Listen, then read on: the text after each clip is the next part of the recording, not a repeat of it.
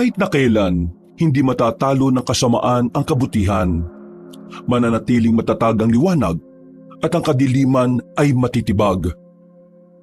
Isang mapagpalang araw sa inyong lahat. Nais ko lang ibahagi ang pinakamahiwagang parte ng aking buhay. Ang panahon kung saan kinalaban ko ang lahi ng mga aswang noong binata pa ako. Dahil sa karanasan na ito, mas lalo kong nakilala ang aking sarili at kung saan nga ba ako nagmula. Pero dahil din dito, munti ka nang mawala sa akin ang mga taong mahalaga sa aking buhay. Kilalanin na lamang niyo ko bilang Danny, ang retiradong manunugis. Kabanong, mga kabangers at mga kayanggaw, ito ang aking kwento.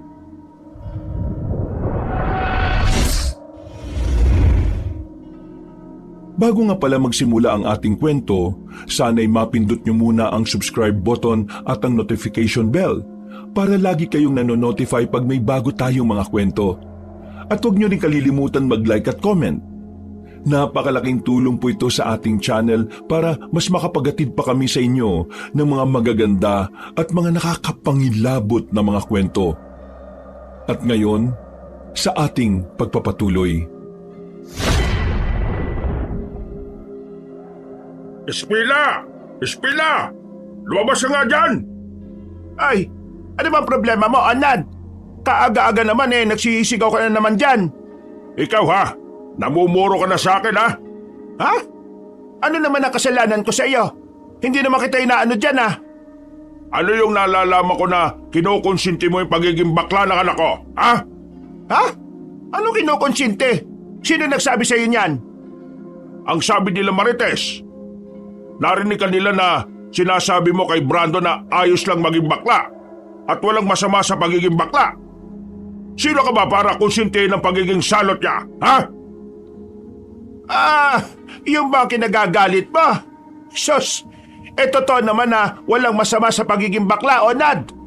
Ang mga tao lang naman ang masasama yung tingin sa mga bakla. Nakakamatay ba ang pagiging bakla, Onad? Hindi naman, di ba? Sinabi ko kay Brando na walang masama maging bakla. Ang mahalaga, wala siyang tinatapakan o inaagrabyadong tao. Ano pinagsasabi mo? Nakakamatay ang pagiging bakla, baka hindi mo lang alam. At sa paanong paraan, Aber? Basta, ayoko maging bakla ang anak ko. At ikaw, tigilan mo na ang pakikipag-usap mo sa kanya dahil nilalason mo ang utak niya. Hindi siya bakla, barako siya. Onad naman, ano bang problema kung bakla? Matalino naman ang anak mo. Sa katunayan, di ba? Itong magkukolehiyo na siya. Ang daming nag-aagawang universidad sa kanya. Ibig sabihin, matalino ang anak mo. At dahil yon sa pagiging totoo sa sarili niya. Ano ka ba? Hindi mo naman kailangan mabahala dahil ang iba ang kasarian ng anak mo. Mabahala ka kapag yung anak mo perwisyo sa iyo at sa ibang tao. Pero hindi naman, hindi ba? Ano ikinababahala mo?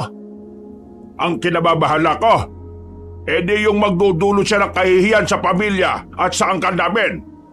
Hindi mo ba talaga naiintindihan? Di lumabas din ang totoo. Wala kang ibang inaalala kundi ang iisipin sa inyo ng ibang tao. Hay nako, Onad. Umalis ka na nga. Sumugod-sugod ka pa rito. Akala ko pa naman kung anong problema mo. Sige na, alis na. Marami pa akong gagawin. Eto, tatandaan mo, Espina ha. Sa oras na malaman ko pa na nilalason mo ng pagiging baklang anak ko, pakukulong kita. At ano ikakaso mo sa akin, Aber?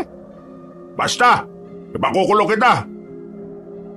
Ay naka, sige na, umalis ka na. Napapailing na lang ako ng mga sandaling yung kabanong habang pinapanood ang usapan nilang dalawa. Nilapitan ko na lang si Mama. Nakita kong ayos lang naman siya, kaya hindi na ako nag-alala. Buti na lang talaga, ugali na ni Mama na maging matatag sa mga ganong uri ng usapan. Hindi siya natitinag kahit madalas siyang minamata ng mga tao na mas nakatataas sa kanya. Isa sa mga bagay na gusto ko sa nanay ko ay ang pagkakaroon niya ng paninindigan sa paniniwala niya. Ayos ka lang ba, Ma? Ako? Ayos lang? Ay oo naman. Bakit naman hindi? Naniniguro lang ako na hindi kayo nasaktan ng matandang yun. Sos, wala naman sa akin yon. Alam mo, hindi ako matitinag ni Onad. Tama naman kasi ang sinasabi ko. Hindi pagiging salot ang pagiging bakla. Ang pagiging salot ay ang pagkakaroon ng baluktot na kaisipan sa mga bagay na hindi natin kinasanayan. Ma, bakit ba kasi may mga taong nagiging bakla? Hindi ba sila makontento sa kung anong binigay sa kanila ng Diyos? At bakit? Hindi ka rin ba sang-ayon sa mga bakla?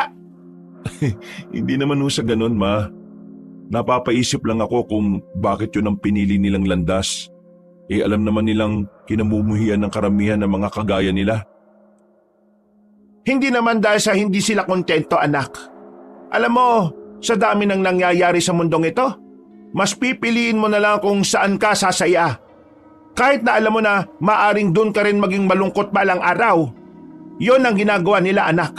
Kontento sila sa kung sino sila. Pero may mga pagkakataon talaga na hindi yun ang bumubuo sa kanila. Kaya ayun, hinahanap nila kung ano ba talaga sila.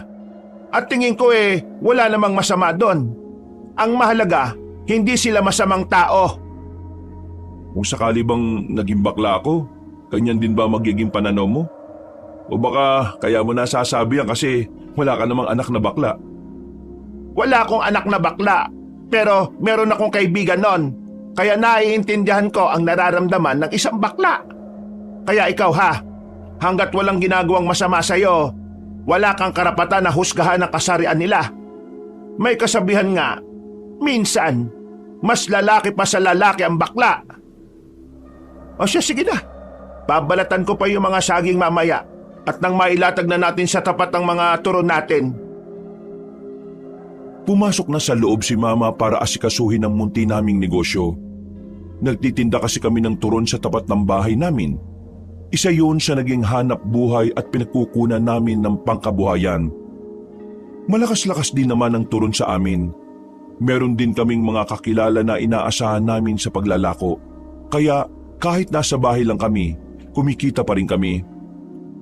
Bandang hapon, nakahanda na ang mga turon. Pagtikim ko sa turon ay napapikit ako sa sarap. Sakto lang ang pagkakatamis. Hindi rin matigas ang saging. Nailaga siya na maayos. Ihanda mo na mga bilao dyan Paparating na si Boyet at Nene. Si Gemma naman bukas na raw maglalako kasi masama ang pakiramdam. Ma, ako na lang kaya maglako ngayon ng isang bilao. Sayang din kasi. Hindi na, anak. May nilalatag naman tayo dyan sa tapat kaya hindi mo na kailangang gumala-gala pa. Kaya nga tayo nagkaroon ng tagalako Ayos lang, Ma. Wala naman pa akong ginagawa rito sa bahay. Kaysa naman nakaupo lang ko dyan sa tapat. Gagalaw-galaw din ako para may mapaglibangan din ako habang inihintay ko pa yung tawag sa trabaho sa Maynila. Sinasabi mo bang gagawin mong regular ang paglalako ng turon? Bakit naman hindi? Turon kaya ang nagpatapos sa akin sa kolehiyo. Hindi ka ba nahihiya na nagtapos ka ng kolehiyo tapos makikita ka ng mga dati mong kaklase na nagtitinda lang ng turon? Bakit naman ako mahihiya? Nagtatrabaho naman ako ng marangal. Ang mahalaga, wala akong tinatapakan at inaagrabyadong tao. Siya sige, sabi mo Inihanda na namin ang mga turon na ititinda sa tapat at ang ilalako ni Boyet at Nene. Ang isang bilao, kinuha ko at saka inilako sa labas. Sa unang street pa lang ay meron ng mga bumili sa akin. May mga nakakakilala rin naman kasi sa akin kahit na hindi naman ako madalas gumala. Uy, pre! Oh, Vito! Ano yan? Turon, tara bili ka. Turon. Busog pa ako Kakakain ko lang sa bahay. Naglalako ka rin pala niyan ngayon? Oo boring na ako. Tagal tumawag ng trabaho sa Maynila Tinutulungan ko na lang muna si Mama habang wala pa akong ginagawa. Ang bait-bait mo naman palang anak. Siyempre naman pero anong kailangan mo kung hindi ka naman bibili? Pwede ka bang sumama sa amin mamayang gabi? Sumama saan? Bakit gabi? Pagka maingay sa sasabihin ko Mangako kang wala kang pagsasabihan. Walang iya. Nagdodroga ka na ba? Baliw! Hindi no! Nagnanakaw ka na? Mas lalong hindi. Ano nga ba kasi? Si Tropa, si Brando, may sinalihan kasi siya. Na alin? Sindikato? Para ka namang siraulong kausap eh. Sige na nga kasi, pabitin ka pa eh.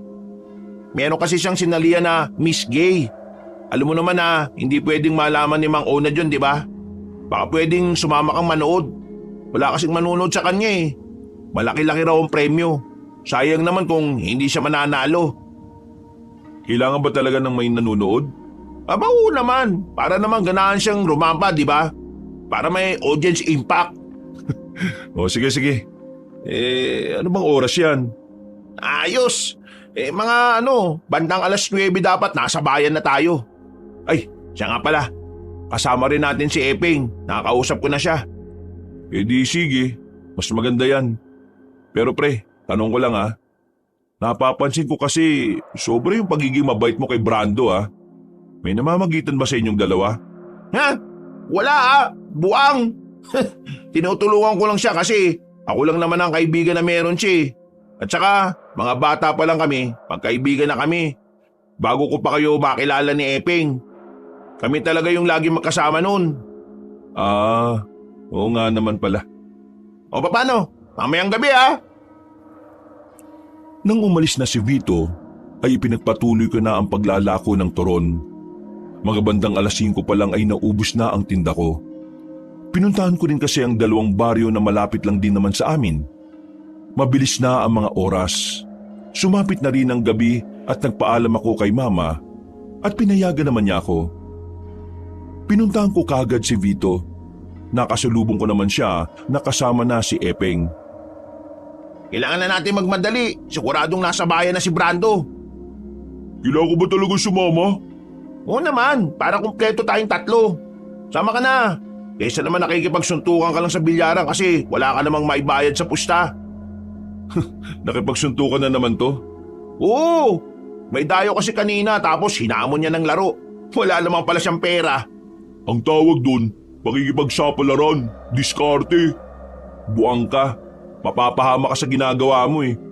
Ayos lang, kaya ko naman ang sarili ko eh. Bakit kaya walang dumadaan na tricycle ngayon? Kanina pa tayo dito sa gilid ng kalsada pero saka naman walang nadaan. 8:00 na rin kasi. Alam mo naman kapag ganitong oras mga tricycle dito sa atin gumagarahe na. Lakarin na lang natin papuntang terminal. Maaga pa naman 20 minutos lakaran lang papuntang terminal. O sige, tara. Sige, tara. Kaysa abutin tayo ng siyam-siyam dito. Hindi pa kami nakakalayo ay nakasalubong naman namin si Mampulong, ang matandang palagi naming nakikita sa gubat para manguha ng mga tuyong kahoy. Ginagawa niya kasi yung uling na siya rin naman niyang binibenta. Hindi ko siya gaanong kilala dahil bago pa lang siya sa amin. Sa pagkakatanda ko, mag-1 taon pa lang siya sa baryo. Mag-aiha, saan ang punta ninyo? Ay, sa bayan po. Wala kasi kaming masakyan kaya lalakarin na lang namin papuntang terminal. Ang mga tricycle kasi na umaabot dito sa atin ay hindi na muna tumutuloy rito. Kaya yan, kapag ganitong oras walang masakyan. Hindi tumutuloy? Bakit? Nangyari? Hindi ba nakakarating sa inyo ang kwento-kwento? Alin pong kwento? May isang tricycle driver kagabi na napaliko at napabalik kasi meron daw siyang nakitang malaking aso. Kulay itim. Yung tangkad hanggang dito, hanggang dibdib ko. Tapos namumula raw ang mga mata ng aso at umaangil ng malakas. Ang sabi naman nila, aswang daw. Aswang? Oo, aswang. Kaya nga natakot yung tricycle driver. Kumabig. Kinuwento niya sa mga kasabahan niya. Kaya ngayon, hanggang terminal na lang sila. Hindi na sila nadiretso dito sa atin. Bata pa tayo nung may huling aswang na namatan dito sa atin Meron na naman pala ngayon? Hindi naman siguro nawawala ang mga yan. Sadyang hindi lang talaga natin sila makita kasi parang tao na rin sila kung mamuhay. Pero kung maglalakad pala kayo, heto, dalhin nyo ito. Ano yan? Mga pinatuyong dahon ng makahiya. Mabisang pangontra sa aswang. Kapag hawak nyo yan, mag-aalangan silang lumapit.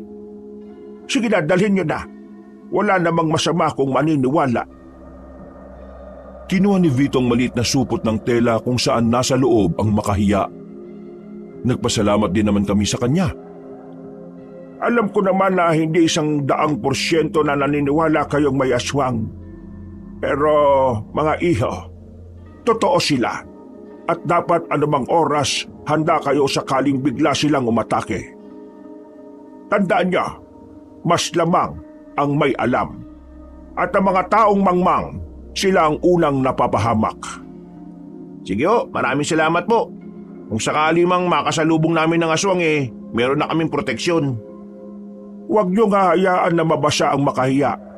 Mawawala ang bisa niya. Kaya kapag umulan, ibalot niyo sa plastic. O paano? Mag-iingat kayo sa paglalakad. Mauna na ako, ha? Sige po, maraming salamat po ulit. Ngumiti na sa amin ang matanda at agad na ring naglakad papasok sa baryo namin. Kami naman ay sinimulan na rin ang paglalakad. Habang nasa gilid kami ng kalsada, hindi namin maiwasan na hindi mag-isip ng kung ano-ano. Kapag may nakaluskos, para kami mga batang nagsisiksikan sa isa't isa. Huwag na kaya tayong tumuloy. Hindi pwede. Nakapagsabi na ako kay Brando kaya siguradong aasahan niya tayo. Hindi ka ba kinakabahan? Kinakabahan din malamang.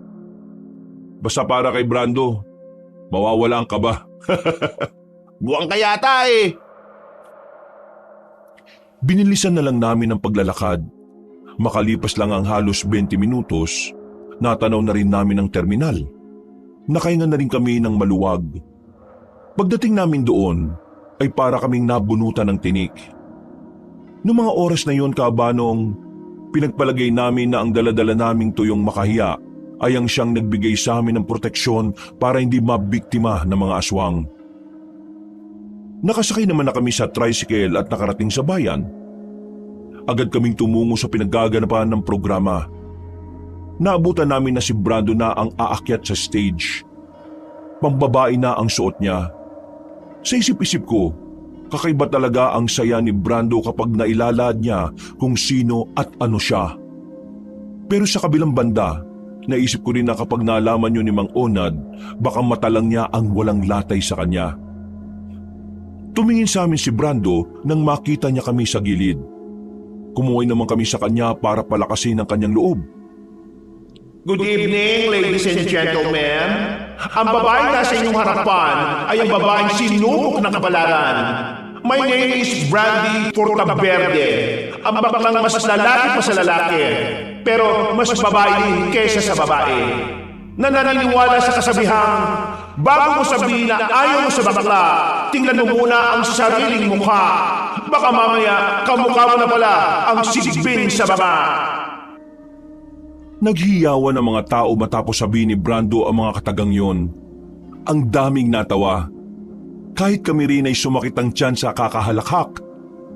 Makalipas ang 1 oras na panunod namin doon, dumako na rin sila sa mga tanong na kailangan nilang sagutin. Tinawag si Brando at parabang wala man lang siyang nararamdaman na kaba kahit na siya pa ang unang tatanungin. Ano sa palagay mo ang maaaring mayambag ng isang bakla sa isang lipunan na puno ng paghuhusga? Thank you for that wonderful question. Bilang isang bakla, isa sa mga pwede kong maging ambag sa lipunan ay ang pagiging mabuti at responsable bakla. Dahil naniniwala po ako na kapag ang isang bakla ay may magandang layunin sa kanyang buhay, may malaking tsansa na maging matagumpay siya sa hinaharap. At kapag nangyari yun, maaari siyang makatulong sa kanyang sarili, sa kapwa at sa lipunan. Sa pamamagitan ng pagbabahagi ng kanyang talino, tulong at pagmamahal. Kung sinasabi nila na mas marami pa ang bakla kaysa sa puno, bakit hindi natin gawin na mas marami pa ang baklang disyente at mabuti kaysa sa mga tao mapanghusga?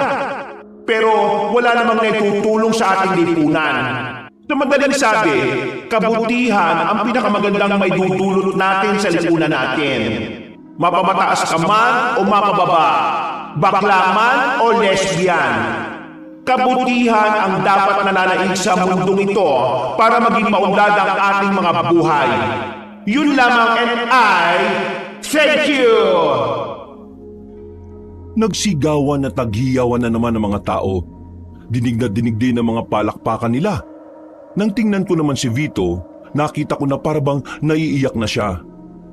Kahit na hindi ko naman gaanong kaklose si Brando, parang bigla akong naging proud. Kakaiba ang saya na naidulot niya sa mga tao.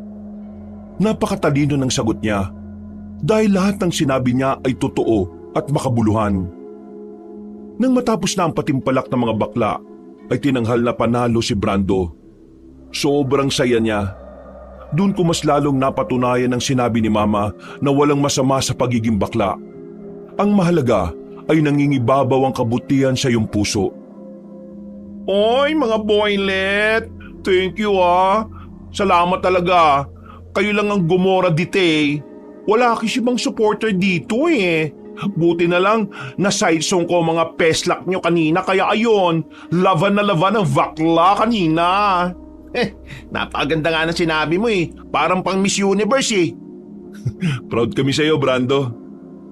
Hep hep hep hep! My name is Brandy. Balato naman, Brandy. Oh, hali kayo.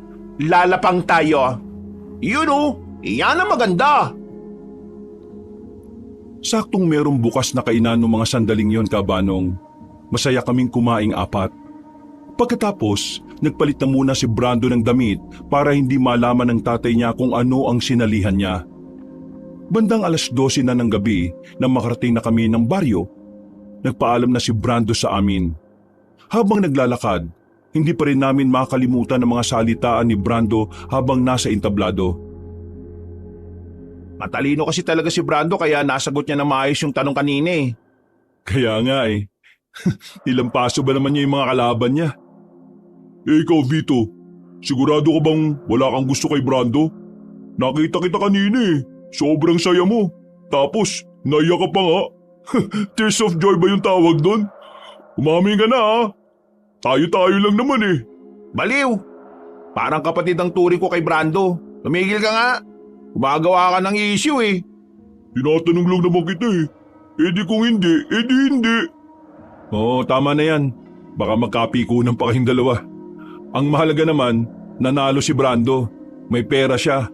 Hindi na siya manghihingi sa tatay niyang si Raulo.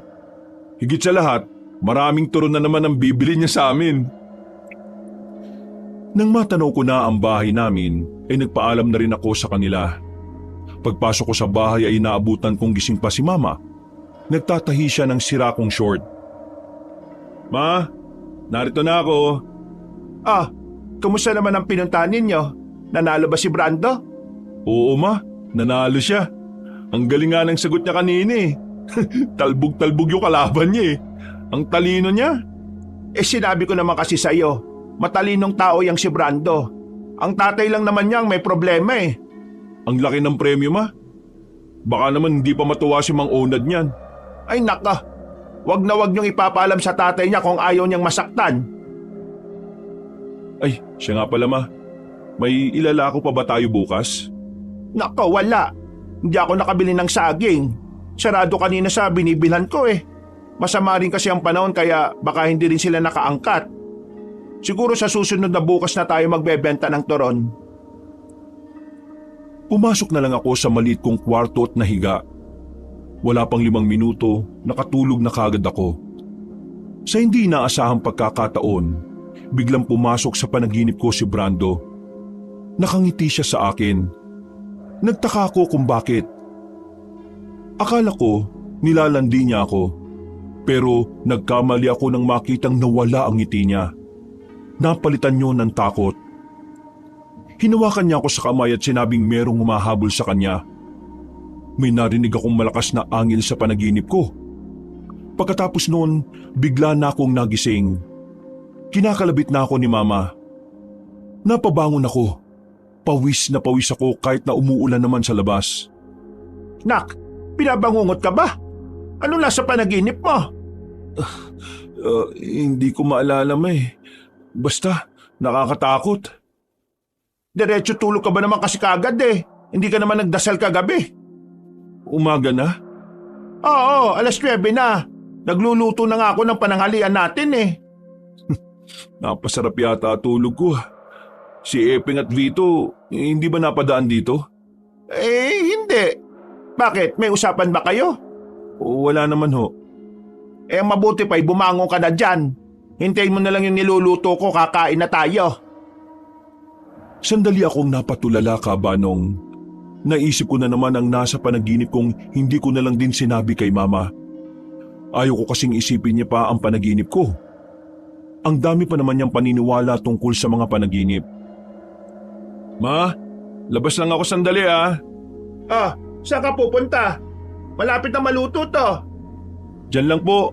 Pupuntahan ko lang po si Epeng at si Vito. Bilisan mo. Mamaya kakain na tayo. Ay, magpayong ka ha? Palabas na sana ako ng bahay namin nang makita kong tumatakbo si Brando palapit sa amin. Pero bigla siyang naabutan ni Mang Onad nang nasa bakuran na namin sila. Nagulat kami ni Mama kaya agad din kaming napalabas ng bahay. Walang yakang bakla ka!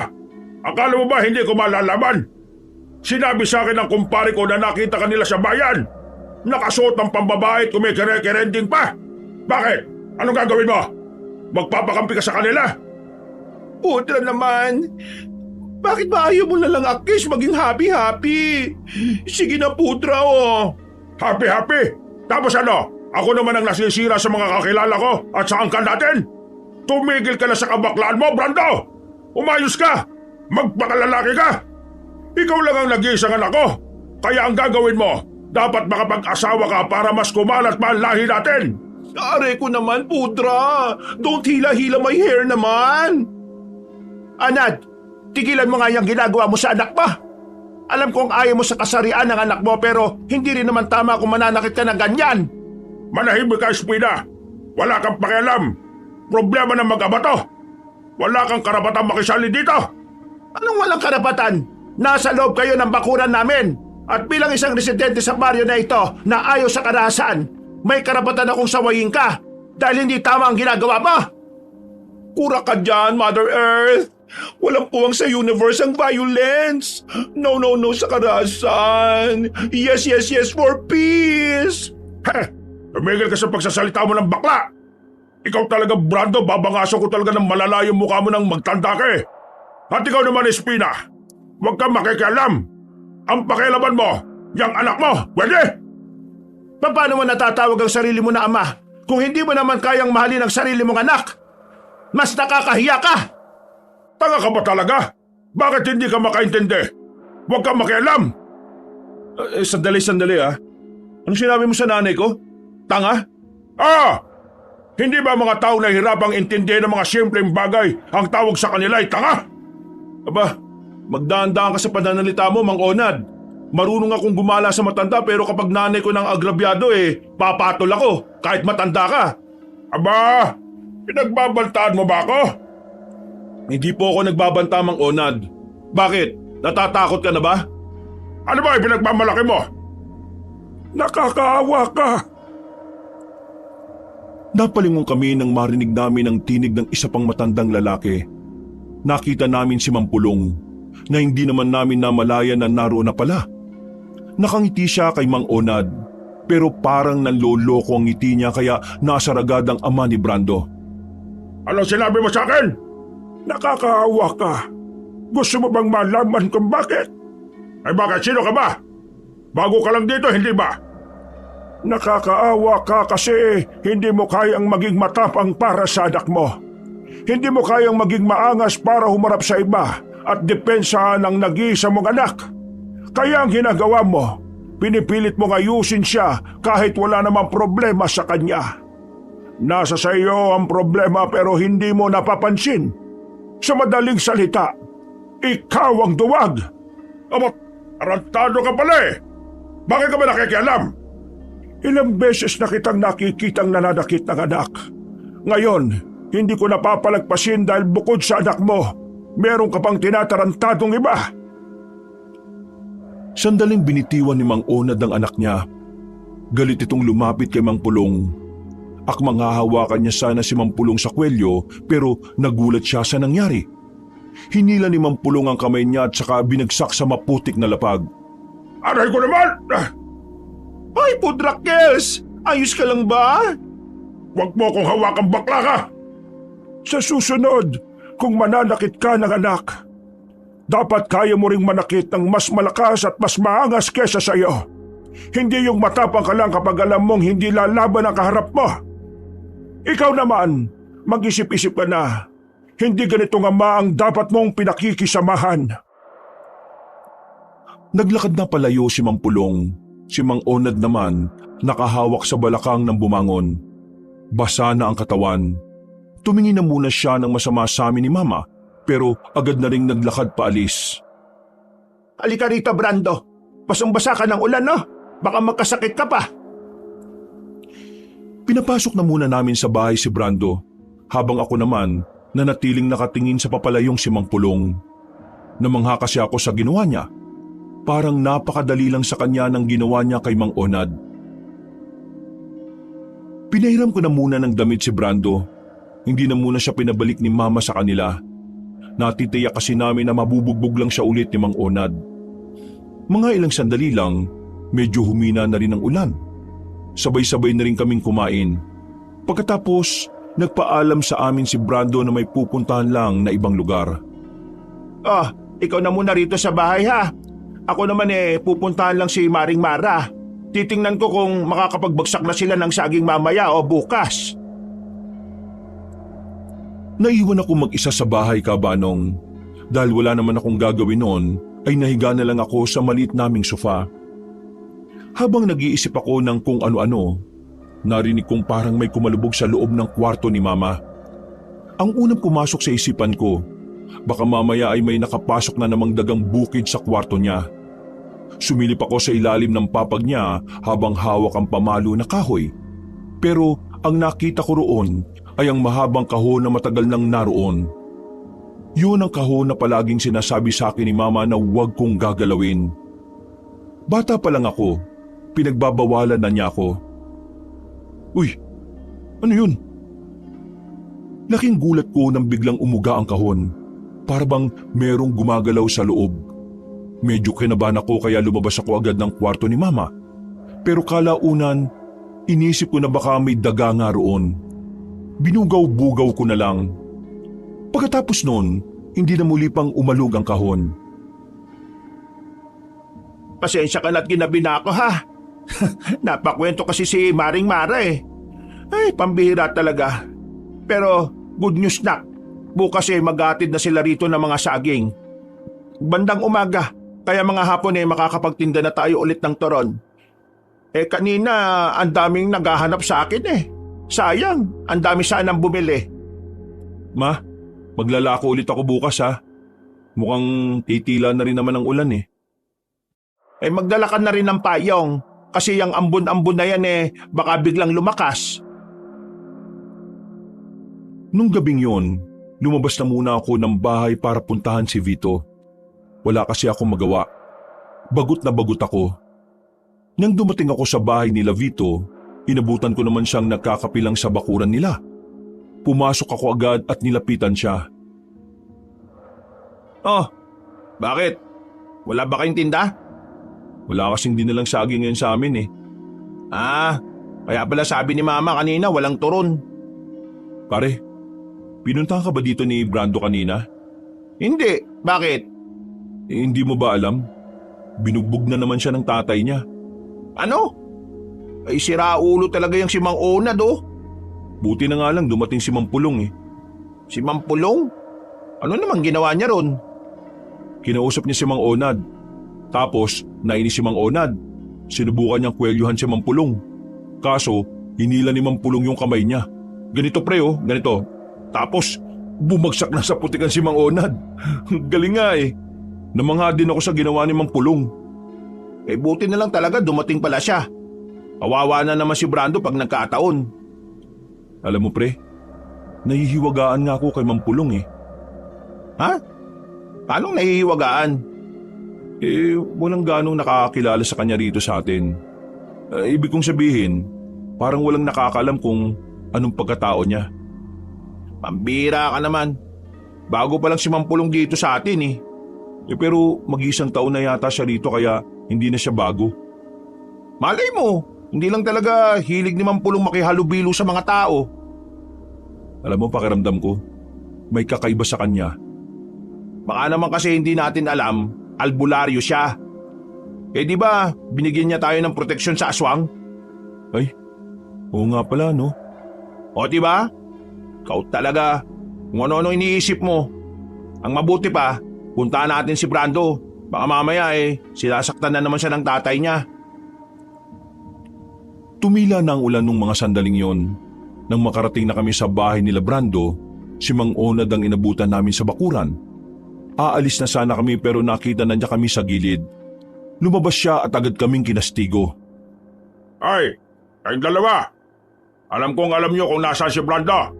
Sabihin niyo na sa akin. Wala ho nga kaming alam eh. Nandito nga po sana kami para kausapin si Brando. Anong walang alam? Imposible. Lalo ka na. Ano nga ba pangalan mo? Vito? Di ba madalas kang kasama ng anak ko? Sabihin mo sa akin kung nasaan siya. Pasensya na po talaga pero wala po talaga akong nalalaman kung nasaan siya. Hinahanap nga po namin siya eh. Mga sinungaling. Ano bang napapalaan niyo sa pakikialam ninyo? Kaibigan po kasi namin ng anak niyo. At bilang kaibigan, tungkulin din namin na proteksyonan sa mga taong nananakit sa kanya.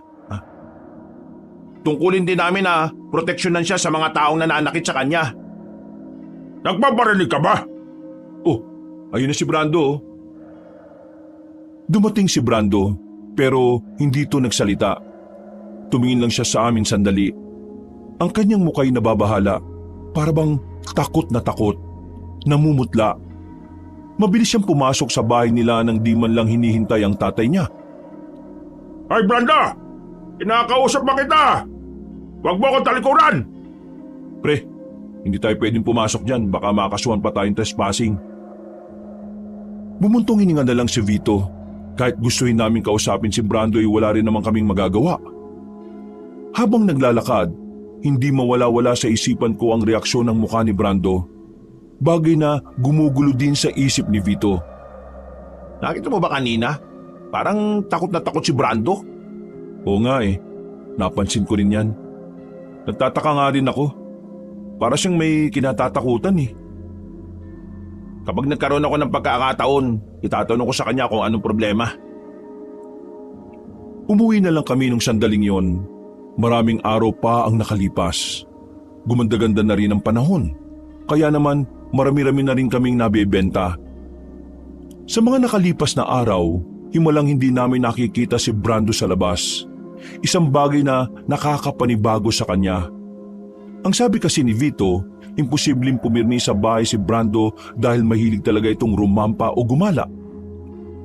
Baka naman kasi hindi pinapalabas ng tatay niyang buang. Puntahan kaya natin. Baka mamaya kung ano nang nangyari dun. Nag-aalala na nga rin ako eh. Ang huli kong kita sa kanya, nakadungaw lang siya sa bintana. Isauli ko lang sa bahay itong tray tapos puntahan natin si Brando. Para masagot ang mga katanungan sa utak namin, agad na kaming nagtungo sa bahay nila Brando. Pero sa halip na siya ang maabutan namin, si Mang Onad na naman ang nakabungad. Naririnig na naman ang malakas at pagalit niyang boses. Anong ginagawa niyo rito? Gusto lang po sana namin makausap si Brando. Kayo ang kakausapin ko. Ano nangyari sa baklang yon, ha? Nangyari? Bakit? Ano po problema? Alam problema? Wala kayong alam? Kaibigan kayo, hindi ba? Ilang araw nga po namin hindi nakakausap si Brando eh. Parang hindi nga po gumagala. Di talaga gumagala. Alam niyo kung bakit? Kasi magdadalawang linggo na yung nasa loob ng bahay. Ayaw lumabas. Nagbumukbok. Magtapat nga kayo sa aking tatlo. Sino ang kalandian niya sa inyo? Anong ginawa niyo? Bilasted niyo? Tignan niyo, ayaw nang lumabas. Uy, walang ganun Sinubukan mo na bang kausapin yung anak niyo para malaman kung bakit? Ayusin mo pananalita mo, sasapakin kong galangala mo eh. Brando! Nandito kami sa labas! Kausapin mo kami! Ano ba problema mo? Kahit na sumigaw ka pa ng sumigaw dyan, hindi siya lalabas. Oh, ayan naman pala eh. Dumungaw si Brando sa bintana. Medyo nagtaka kami sa mukha niya. Nangingitim na kasi ang ilalim ng kanyang mga mata. Para bang ilang araw na siyang walang maayos na tulog. Malandi ka talagang bakla ka eh, no? Kapag ibang lalaki, nagpapakita ka. Udrakels, gusto ko sila ma-talk show. Ano? Ang sabi po niya, gusto niya kami makausap. At ano naman ang pag-uusapan nyo, ha? Maglalandian kayo? Mang Onad, siguro kaya kayo banas na banas eh dahil wala kayong mautusang bumili ng mga kailangan nyo, no? Kung gusto nyo kumilos na ulit si Brando, hayaan mong malaman namin kung anong problema niya. Kasi kung kayong kakausap, hindi siya magsasalita eh. Isa ka pang anak ni Speedy. Namumuro ka na sa akin, ha? Pero, sige, kausapin niyo ang baklang yan. Pagbalik ko, dapat maayos na yung taong yan, ha? Kasi punong-puno na ako. Kahit anong bugbog ang gawin ko dyan eh, ayaw pa rin lumabas. Umalis si Mang Onad. Sinamantala na namin ang pagkakataon na lumapit sa kanya. Pagpasok namin sa kwarto niya, bumungad agad ang mga kalat sa lapag. Parang napabayaan niya talaga ang kanyang sarili. Ano ba problema, Brando? Bigla ka na lang naging ganito. Nung huling kita ko sa'yo nung gabing umuwi ka eh, ayos ka lang nun, di ba? Tingnan mo, oh. Kaibigan mo na rin kami ni Danny. Kaya dapat magsabi ka. Huminga ng malalim si Brando. Umupo siya sa gilid ng kama niya at saka tiningnan kami na parabang nababahala. Basta, promise nyo na hindi kayo mag-iisip na nalaloka na, Kesh. Baka kasi bigla kayong mag-far away at gumora to the max palayo sa akin kapag nag-talk show mess. Kesh? To the max? At mess? Ano yun? Baka raw kapag sinabi niya, bigla raw tayong lumayo sa kanya at isipin nating nababaliw na siya. Paano natin malalaman kung hindi mo sasabihin? O sige, mag-listen muna kayo Let us begin ang talk show ng bading. Ganito kasi, that day na na-jombag akes ni Pudang, gumora aki sa gubat. Ang sabi kasi nila, environment is the best medicine pag magulo ang brain cells. Kaya yun, gumora ako sa forest para ang utak ay makarest. Kaso, naligaw-ligaw akes. Kaloka. Inabot ako ng evening. And then... Biglang tumigil si Brando sa pagkwento niya. Nakita namin sa mukha niya matinding takot. Nanginginig din ang mga kamay niya ng bahagya. Kaya pinainom na muna namin siya ng tubig. Nang kumalma na siya, ay sa kanya itinuloy ang kwento niya. May mga na-sight song akong hindi ka nais-nais. Creepy much. Kaloka. Pero at the same time, nakakatakot. Nakakatakot? Paanong nakakatakot? Naniniwala ba kayo sa mga aswang? Nakatinginan kami sa tanong na yon ni Brando. Hindi kasi namin inaasahan na yon ang lalabas sa bibig niya. Bakit? Anong meron sa aswang? Nakita mo ba sila? Mga aswangit ang nasa itsong ko noon. Mga naka-jombay lang sila. Ano naman yung jombay? Bombay? Hindi. Nakatambay sila. Nakatambay lang sila. Pero yung mga peslak nila, kakaiba. Very long yung dila nila. And then, gumanito sila Rawr! Rawr! Ibig sabihin, kaya hindi ka lumalabas ng bahay? Nag-follow sila sa akin hanggang sa bungad ng baryo. I'm scared to the max. What if hanapin nila Akesh? What if angry sila sa Akesh kasi nalaman ko na sila ay real na real? What if itegi boom-boom nila Akesh because may nose na Akesh? Teka. Tegi boom-boom patay? Patayin? Correct! Kung aswang nakita mo, meron akong kilala na pwede natin makausap tungkol dyan. Sino? Si Mang Pulong. Matapos namin mag-usap-usap doon, sa wakas ay nakumbinsi na rin namin si Brando na lumabas ng bahay. Pinuntahan namin si Mampulong sa bahay nito. Mabuti na lang talaga at walang ginagawa si Mampulong ng mga sandaling yon. Wala kaming sinayang na sandali. Agad namin siyang kinausap. Ano't narito kayo? May kailangan ba kayo sa akin? Mampulong, meron lang sana kaming sasabihin sa inyo. Baka lang naman may nalalaman kayo. Sige. Pumasok muna kayo sa bakuran ko. Ano ba ang gusto niyong sabihin? Itong kaibigan kasi namin, meron siyang nakitang aswang sa gubat. Aswang? Nako, saan mo nakita? Sa gilid po ng river, nakatambay lang sila eh. Kaso, nag-follow sila sa akes ng masaitsong ni Lami. Wala ba silang ginagawa? I don't know. Basta, nung masaitsong ko sila, nakatambay lang sila. Pero, gumaganito sila oh. Rawr! Rawr! Rawr! Totoong aswang nga ang nakita mo siguro. Hindi ito maganda. Ano po bang pwedeng gawin? Wala na yung makahiya eh. Nadurog na po sa sobrang tuyo. Bawang at asin. Yun yung nakita kong pangontra sa aswang base sa napapanood ko. Hindi. Kalokohan lang ang bawang at asin. Isa yun sa maling pagkakaunawa ng mga tao sa mga aswang. Hindi talaga sila tinatablan ng bawang at asin. Marami akong alam na pangontra. Yon ang mas mabisa. Mampulong, albularyo ka ba? Hindi ako albularyo, pero meron akong kilala. Sa kanya ako kumukuha ng mga ideya. Ano hong gagawin namin? Susundin niyo lahat ng sasabihin ko. Kapag sinunod niyo, walang makakalapit sa inyong aswang. Ipapakalat ko na rin sa ibang tungkol dito para makapaganda rin sila. Maraming sinabi sa amin si Mampulong tungkol sa mga pangontra sa aswang. Pero ang pinakamas mabisa raw at madali naming magagawa ay ang pagdadala ng dugo ng manok na nakalagay sa plastik. Isasabit daw namin sa bewang o kaya naman pwede ring gawing kwintas. Mabilis na kumalat sa buong baryo namin ang tungkol sa aswang.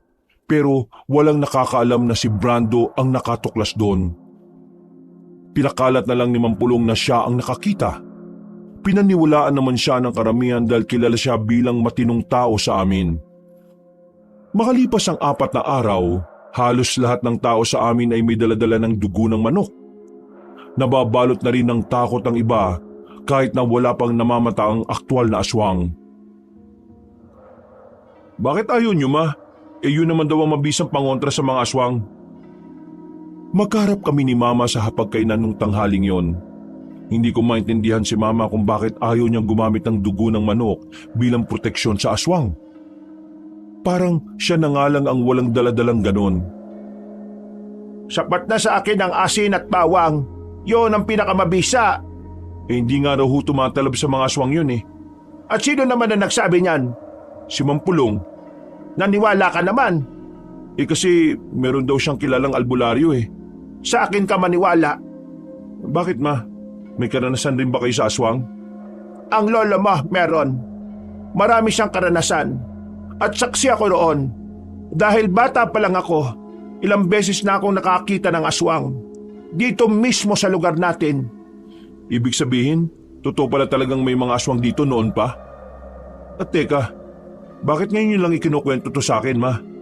Kasi, ngayon ko mas nakikita na maintindihan mo ko. Kung hindi naman pumutok ang problemang ito, hindi ko naman ito sasabihin sa iyo. Ma, anong nalalaman mo sa aswang? Sabi mo naman sa akin, oh. Maraming aswang dito, pero dahil sa mga taong nagtulong-tulong na palayasin sila, ay hindi na muli yung nagpakita pa. Ngayon, hindi ko alam kung bakit bigla na lang silang lumitaw. Kaya ikaw, Danny, maniwala ka sa akin. Mas mabisa ang bawang at asin, lalo na kung pagsasamahin. Pero kung sakaling totoo ngang mabisa rin ang dugo ng manok, hindi naman kita pipigilan kung gusto mo rin gamitin. Kung sa bagay kasi, makalumang proteksyon na rin ang bawang at asin. Baka marami na rin umusbong na mas epektibo. Pero anak, hanggat maaari, gusto kong umiwas ka sa kapahamakan. Gusto kong iwasan mo mga aswang. Kung sakali makaengkwentro mo sila umiwas ka. Tumakbo ka. Ang mahalaga sa akin ay ligtas ka. Naintindihan mo ba ako? Sige po ma, magbabaon na lang din po ako ng bawang at asin para sigurado na rin. Ngumiti na lang sa akin si mama at nagpatuloy na rin kaming kumain. Pagkatapos, lumabas na muna ako para sana puntahan si Vito at Epeng. Pero nakita ko si Vito na nagmamadali na naman. Parang natataranta. Kaya hinabol ko siya kaagad. Hanggang sa marating na namin ang bahay ni na Brando. Bakit pre? Anong problema? Nag-text sa akin si Brando May nakaalam na siya yung unang nakakita ng aswang. O tapos? Tara, pasukin na natin siya. Pagpasok namin sa loob ng bahay nila, inabutan naming nag-iimpake na si Brando ng mga damit niya. Natataranta, parang natutuliro ang utak. Uy, teka, kumalma ka nga. Palmalicious? Really? How? May nakaalam ng akes ang dahilan kung bakit napadpad ang aswang sa baryo natin. Sinisisi na ako ng mga person. Diyos ko naman Sinisisi ka nila? Sino mga yan? Si Aling Malia. Nasaisyong niya pala akes nung nakaraang araw. Narinig niya akes na nagsalita tungkol sa mga aswangit. Diyos ko Lord! Vito, mukhang kailangan nga natin siyang tulungan na makalis dito. Kapag nagkataon, baka dumugin siya ng mga tao. Siya rin ang sisisihin ng malala kapag may napahamak na. O tara, Brando. Kaming bahala sa'yo. Tatakas ka namin. Brando kayo ng Brando. Ako nga si Brandy, di ba? Oo na, Brandy. Palabas na sana kami ng bakuran nila nang biglang dumating ang tatay niyang si Mang Onad. May mga kasama itong kumpare nito na kapwa masama ang tingin kay Brando. Budang? Saan kayo pupunta? Tatakas ka? Tatakas ka sa katarantado ang ginawa mo? Kaya ngayon, nalalagay sa panganib ang maraming buhay. Sandali lang Manahimik ka, Vito! At ikaw rin, Danny, manahimik ka! Wala pa nga pong sinasabi. Sinabi lang manahimik Udang, di ko ginusto na mag-follow sila sa Akesh. Want ko lang iligtas ang aking self. Kung di ako hilir tumakbo, baka sa labas nila Akesh nilapang. Wala ka na nga mabuting dulot sa akin. Nagdala ka pa talaga ng malaking problema para sa lahat. Hindi ka na ba talaga makontento? Sinisira mo na nga ang buhay ko. Sisirain mo pa ang buhay ng maraming tao. Napakasalot mo talagang bakla ka. Udang naman. Harapin mo ang ginawa mo, Brando. Para sabihin ko sa'yo, may namata na silang aswang sa kabilang gubat. At tingin namin nag-aanda sila kung paano sila makakapambiktima ng tao. At alam mo ba kung saan malapit ang gubat na yon? Dito sa baryo natin, sa Raula. Hindi man lang ba muna kayo? Sinabi lang manahimik Ikaw ang manahimik! Sasalita pa ako Hindi ako makapaniwala na may ama na kagaya nyo. Mas iniisip pa yung ibang tao kaysa sa sariling anak. Hindi mo na ba kayo nag-aalala sa kaligtasan ni Brando? Hinabol ng mga aswang ang anak nyo at munti ka na siyang mapatay ng mga aswang. Hindi mo naisip yun, no? Kasi wala kang pakialam. Sarili mo lang palagi iniisip mo. O pre, ang ginagawa mo? Gagawa ka ng gulo Hindi. Kailangan itong marinig kung gaano siya kawalang kwentang ama. O bakit? Magagalit ka sa akin, Mang Onad? Totoo naman Mula nang lumabas ang tungkol sa aswang, mas lalong lumitaw na kahit na kailan, hindi ka naging mabuting ama dito kay Brando Pero kung makapagkwento sa ibang tao, kala mo kung sino kang dakilang ama. Hindi ko na gusto sinasabi mo, Vito Umalis ka sa harapan ko at hayaan mo kung disiplinahin ang sarili kong anak. Mas kailangan mo disiplinahin ang sarili mo kaysa kay Brando. Walang problema sa kanya Sa'yo, marami. Sinasagad mo talaga ang pasensya ko, ha? May biniktima na aswang! Natigil si Mang Onad sa balak niya sanang pananakit nang marinig namin ang tinig ni Epeng. Nabahalang lahat sa sinabi niya. Nakaramdam na rin ako ng kabahan ng mga sandaling yon. Sa dating minahan malapit sa dulo ng ilog, may natagpo ang bangkay doon ng matandang lalaki. Ang sabi ng mga nakasaksi, kinagat daw sa leeg at sa tagiliran. Dating albularyo yung biktima. Hindi ba tayo tapos, Brando, Subukan mo kumalis, malilintikan ka sa akin. Agad na lumaya si Mang Onad kasama ang mga kumpare niya. Pinuntahan nila ang natagpuang patay. Habang kami naman ay napatigil lang sa bakuran nila Brando. Hindi ako makapaniwala na may mga pangyayaring gano'n sa aming lugar. Ang bilis ng mga kaganapan. Kasalanan ko ite Diyos ko! Hindi, wala kang kasalanan, Brando. Anong wali? Sa akin nga sila nag-follow kaya ako sila nadala dito Matagal na silang nandito sa probinsya natin. Ha? Anong ibig mong sabihin? Nakausap ko si Mama. Ang sabi niya, nung araw meron talaga mga aswang dito sa atin. Pero nawala lang sila dahil napalaya sila ng mga nagkakaisang tao. Kaya palagay ko, kahit na hindi nila sundan itong si Brando, pupunta pa rin sila dito sa atin Kaya wala kang kasalanan. Matagal na silang nandito, Brando. Baka nga nagmamasid lang sila. Kung ganun, kailangan pala magkaisa ang mga tao para hindi dumayo dito yung mga aswang. Magkaisa? Nakto, labo mangyari yun. Makakawatak-watak ang mga tao. May mga sariling buhay. Lahat gusto makapatay ng aswang. Nagyayabangan pa.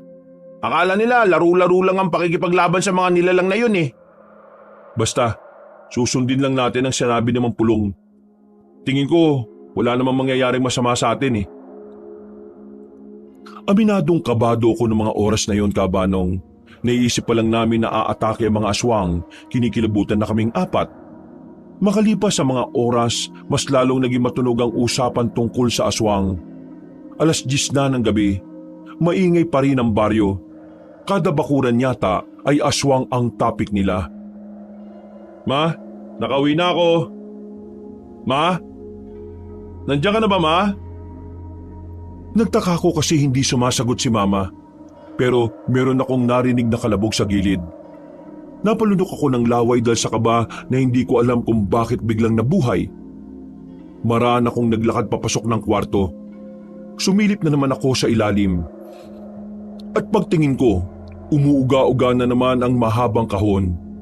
Sa mga sandaling yon, alam ko na sa sarili kong malabong dagang bukid na naman ang naroon.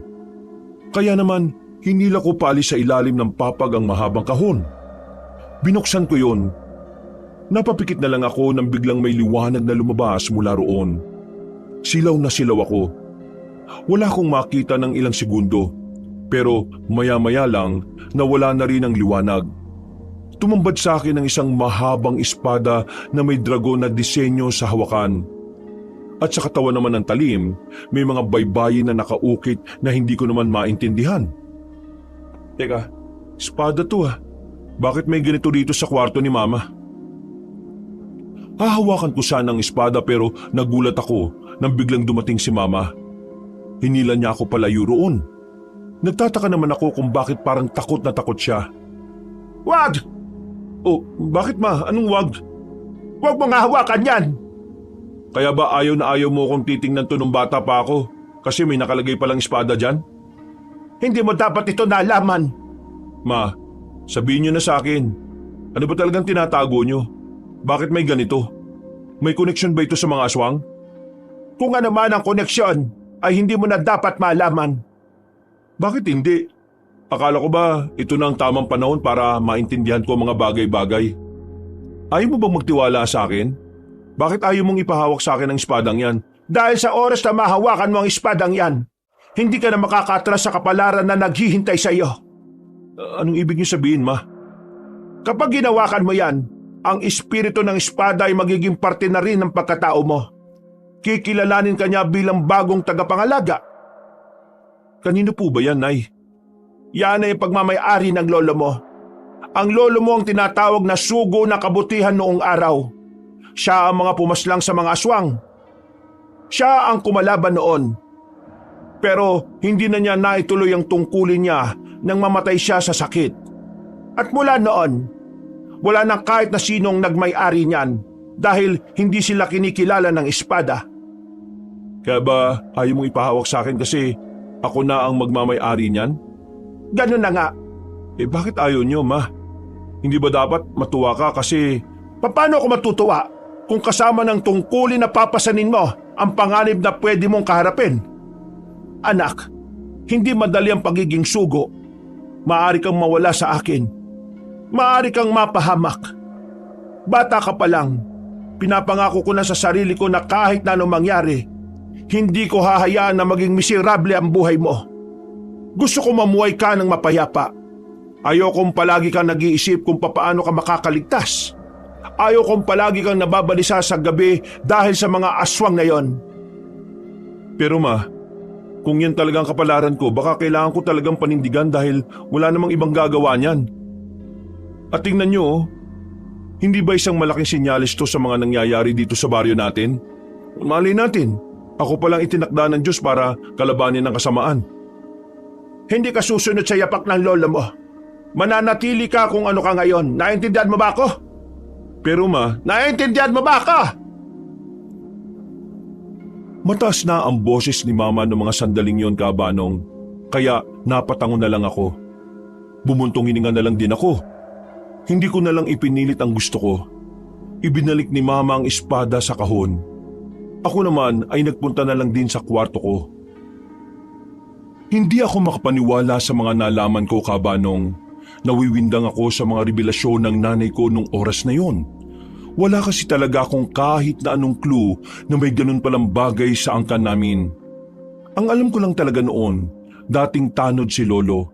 At ang mga tsuhin ko naman ay mga dating mga ngaso. Dito ko na napagtanto na kaya pala noong bata pa ako, nung nabubuhay pa si Papa, palagi niyang sinasabi sa akin na kapag dumating ang araw na may kailangan akong gampanan, huwag daw akong magdalawang isip kung para ito sa buhay na nakararami. Noon, hindi ko pa yun maintindihan. Pero mula nang malaman ko ang pinagmula ng pamilya namin, parang nagkaroon na ng liwanag sa akin ang lahat. Pero wala rin naman akong magawa. Hindi ko kayang suwayin ang utos ni Mama. Lumaki ako na sinusunod ang mga payo at paalala niya. Para kasi sa akin, ang pagsuway sa mga utos niya ay malaking kabastusan. Kaya naman nanatili lang ako sa kwarto ko. Dumating ang kinabukasan, hindi ako masyadong lumalabas ng bahay. Ni hindi nga rin ako nakakapaglako ng turon. Dumaan pa ang 3 araw, napansin na rin nila Vito at Eping ang hindi ko paglabas. Kaya naman pinuntahan na rin nila ako sa bahay. Ano ba talagang problema? Bakit parang ginagaya mo si Brando? Hindi ka na rin nalabas eh. May sakit ka ba, pre? Oo eh. Sumama pakiramdam ko nitong mga nakaraang araw. Dahil siguro sa mga pagpapaambon ko. Ay, siya nga pala. Anong balita nga pala kay Brando? Hindi makalis sa bahay nila eh. Bantay sarado ng tatay niya. Pati kapitbahay nila nagbabantay na rin. Nakakaawa nga eh. Nakita namin, puro pasana naman ang katawan. Binugbog na naman siguro. Paano hindi bubugbugin? Nitong nakaraan, may mga taong nagpunta sa kanila at pinagmumumura si Brando. Sinisisi pa rin siya kung bakit may mga aswang dito sa atin. Kailangan ko na talagang gumawa ng paraan. Gumawa ng ano? Ha? Wala. Ang sabi ko, kailangan ko ng kumilos. Nakakabagot na rin kasi kapag nandito lang sa bahay eh. Ang mabuti pa, sumama ka na lang sa amin. Pupunta kami kay Mang Pulong. Lumabas kami ng bahay. Habang naglalakad kami sa kalsada, napansin ko ang mga kabahayan na may mga pula na sa pintuan. Nagsalubong ang kilay ko dahil sa pagtataka. Pero ayon kay Vito at Eping, nagsasaboy na raw ng dugo ang mga tao sa harapan ng bahay nila. Yun ay para hindi raw makalapit ang mga aswang sa mga bakuran. Sa puntong yun, kahit na wala pang dumarating na aswang sa amin, nararamdaman ko na parang unti-unti nang nagiging seryoso ang sitwasyon. Naalala ko na naman tuloy ang espada. Napapaisip ako kung ano nga ba ang pwedeng magawa ng espadang yon laban sa mga aswang. Isa rin sa iniisip ko ay kung kakayanin ko ba talagang harapin ang mga aswang gamit ang espada ni Lolo. Uy, tinatanong ka ni Epeng. Utang ka na naman kanina pa. Nakadroga ka ba, pre? Baliw, hindi. May iniisip lang ako. Sigurado ka bang ayos ka lang ha? Kasi kung hindi, magpahinga ka na muna sa inyo. Oo nga, para din naman wala ka rito eh. Ayos nga lang ako. Huwag niyo ko intindihin. Ilang sandali pa'y narating na rin namin ang bahay ni Mampulong.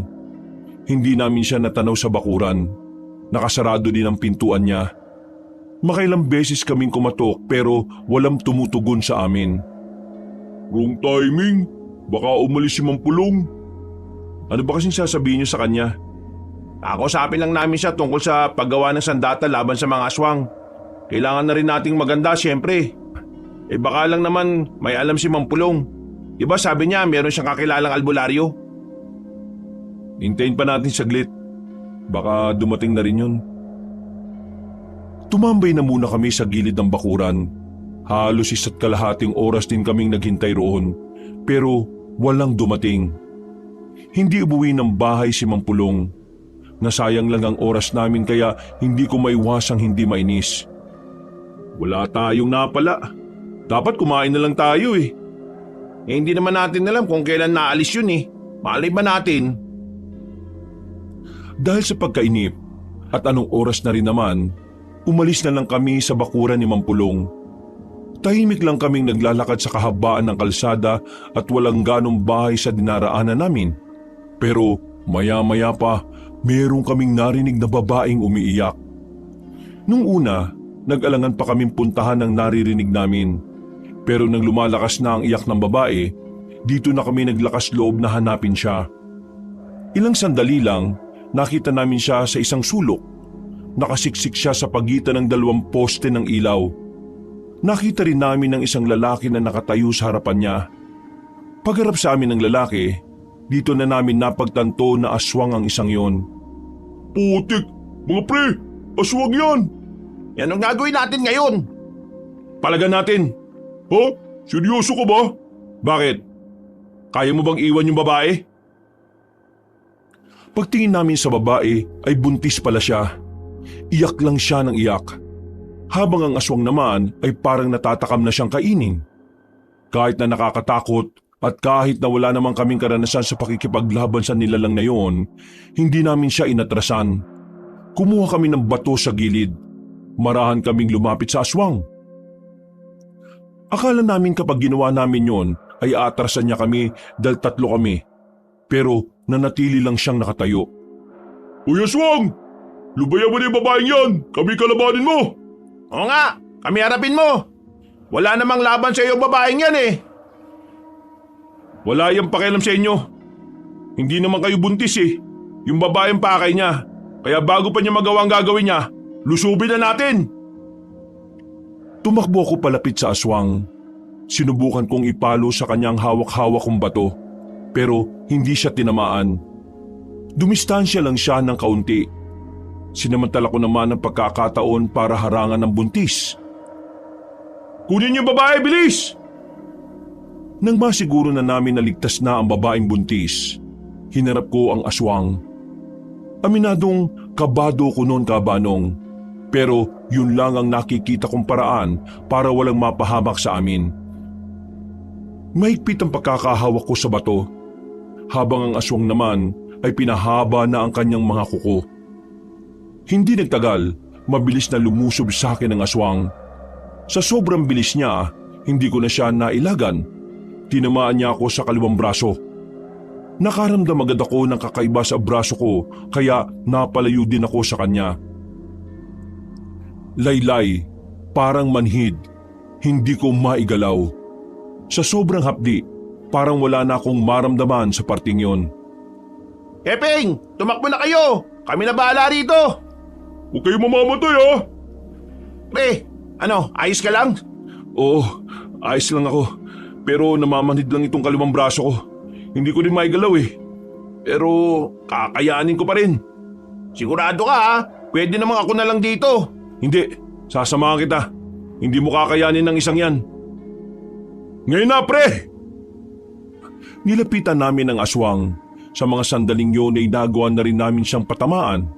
Dumugo agad ang ulo ng aswang. Hindi pa kami nakontento, muli namin siyang pinokpok ng bato. Tumalon siya palayo nang makaramdam na rin siya ng pagkahilo.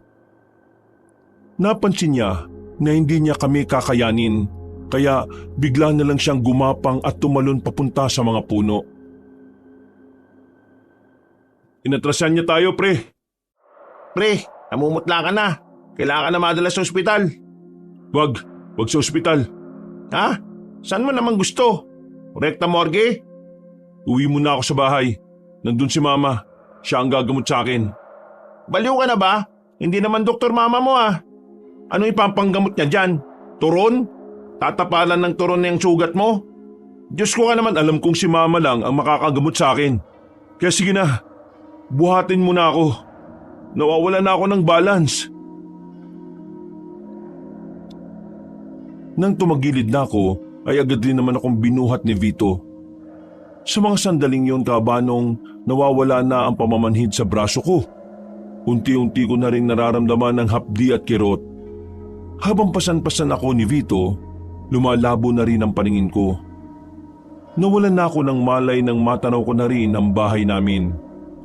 Paggising ko, mag-uumaga na, nasa tabi ko pa rin si Vito at Epeng. Sinubukan kong bumaba. Nakaramdam ako ng pagkahilo pero hindi na gaanong masakit ang sugat ko. Mabuti naman at nagkamalay ka na rin. Kumusta naman ang sugat mo? Maapdi pa rin ba?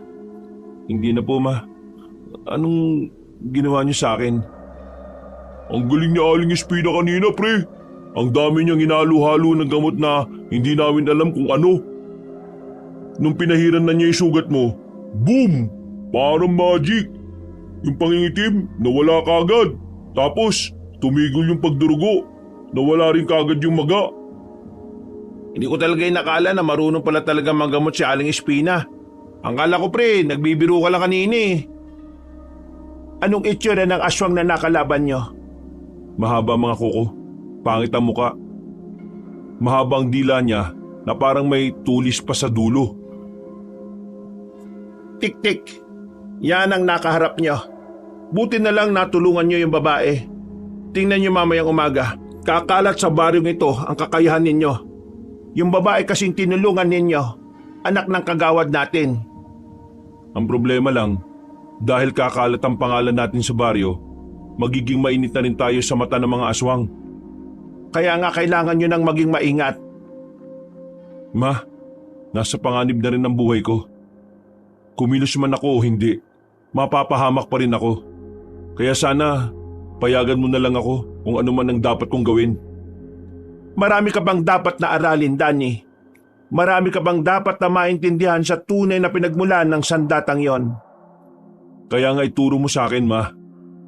Ikaw lang naman na makakagabay sa akin eh.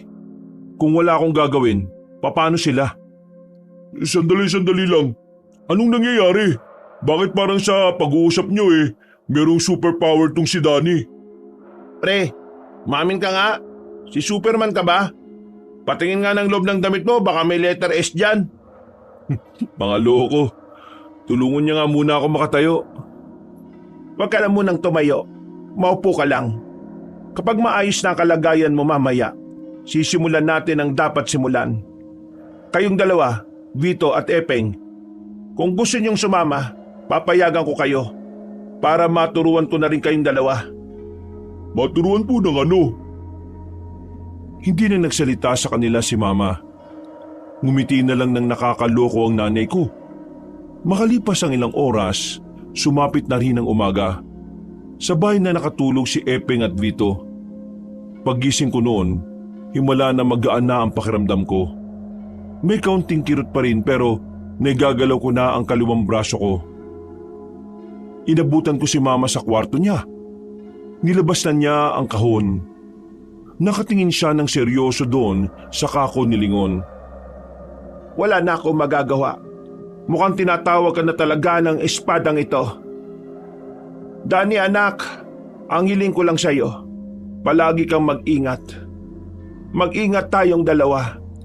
Gusto ko pang makasama ka magtinda ng turon sa mahabang panahon. Si Mama naman, kung makapagsalita ay parang mawawala na ako. Kailangan mong maging handa sa mga maaaring mangyari anak. Kailangan mong paghandaan ang posibilidad na merong mawawala. Mabilis na nagdaan ang buong maghapon. Sumapit na rin ang 5:00 ng gabi. Hindi ko alam kung bakit kailangan sa ganong oras kami lumabas. Samantalang alam naman ni Mama na delikado na kapag madilim na ang paligid.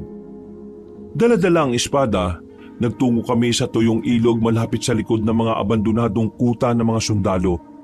Kasama rin namin si Epeng at Bito noong mga oras na yon. Nakagaya ko, kabado naman dahil nasa lugar kami ng maaaring puntahan din ng mga aswang. Aling Espina, hindi naman sa pagiging epal pero bakit kailangan sa ganitong oras tayo nagpunta rito? Pwede naman kaninang tanghali o kaninang umaga. Inalalayan ko si Mama na makasampa sa ibabaw ng malaking bato. Inilapag niya ang espada at saka tinanggal ang nakataling tela. Kita ko rin sa mukha ni Mama na parang kinakabahan din siya. Parang hindi pa rin talaga siya handa na hayaan akong gampanan ng pagiging sugo. Tulog ang espiritu ng espada kapag may araw pa, kaya kailangang gabi. May espiritu yan? Weh, totoo? Nung nakaraang gabi, nakita kong umaalog ang kahon na kinalalagyan yan. Ibig sabihin, hindi yan pangkaraniwan. Hintayin na lang nating tuluyang kumagat ang dilim. Kapag 6:00 na, lumapit ka na rito, Dani anak. Hawakan mo ang espada at kahit na anong mangyari, wag na wag mong bibitawan. Kahit pa nakakaramdam ka ng kahit na ano. Pre, ano ba talagang mangyayari? Kinakabahan kami sa inyo Baka naman makakalimutan mo kami Etong kaibigan nyo, magiging sugo na kabutihan. Sugo na kabutihan? Aling Espina, ano po ba talagang pinagmulan ng angkan ninyo? Ang pagkakaalam ko lang kasi turon lang ang pinagkakabalahan ninyo. Tapos may ganito? Malaki ang kinalaman ng angkan namin sa kapayapaan na meron ng baryong ito. Hindi nyo lang yun alam dahil matagal nang nangyari yon. At lahat ng nakakaalam ay wala na rito. Tanging ako na lang ang natitira. Mga pre, alam kong sasamahan niyo ako sa laban na ito. Kaya sana, tatagan niyo rin ang kalooban niyo. Tumango na lang silang dalawa. Maya-maya pa'y tuluyan na rin nilamon ng kadiliman ang buong paligid. Huminga ako na malalim. Sandali akong pumikit. Pagdilat ko, marahan kong hinawakan ng espada. Nung unay wala namang nangyayari. Nanatili lang sa normal ang espada kahit na winawasiwas ko pa. Pero mga ilang sandali lang, naramdaman ko na lang na parabang umiinit ang hawakan. Sinunod ko na lang ang sinabi ni Mama. Hindi ko yung binitiwan kahit parabang napapaso na ang kamay ko. Aling Espina, ayos lang ba talaga siya? Lahat ng mga sugo ay pinagdaraanan yan. Normal lang yan sa kanya. Huwag kayong mag-alala. Hindi rin naman siya mamamatay dyan. Dalawa lang naman ang pwede mangyari sa kanya. Kikilalanin siya ng espada o ang espada mismo ang bibitiw sa kanya. Pre, kaya mo yan. Kailangan mo kayanin, pre. Aray, mas umiinit. Parang naahawakan ko na yung nagbabagang apoy.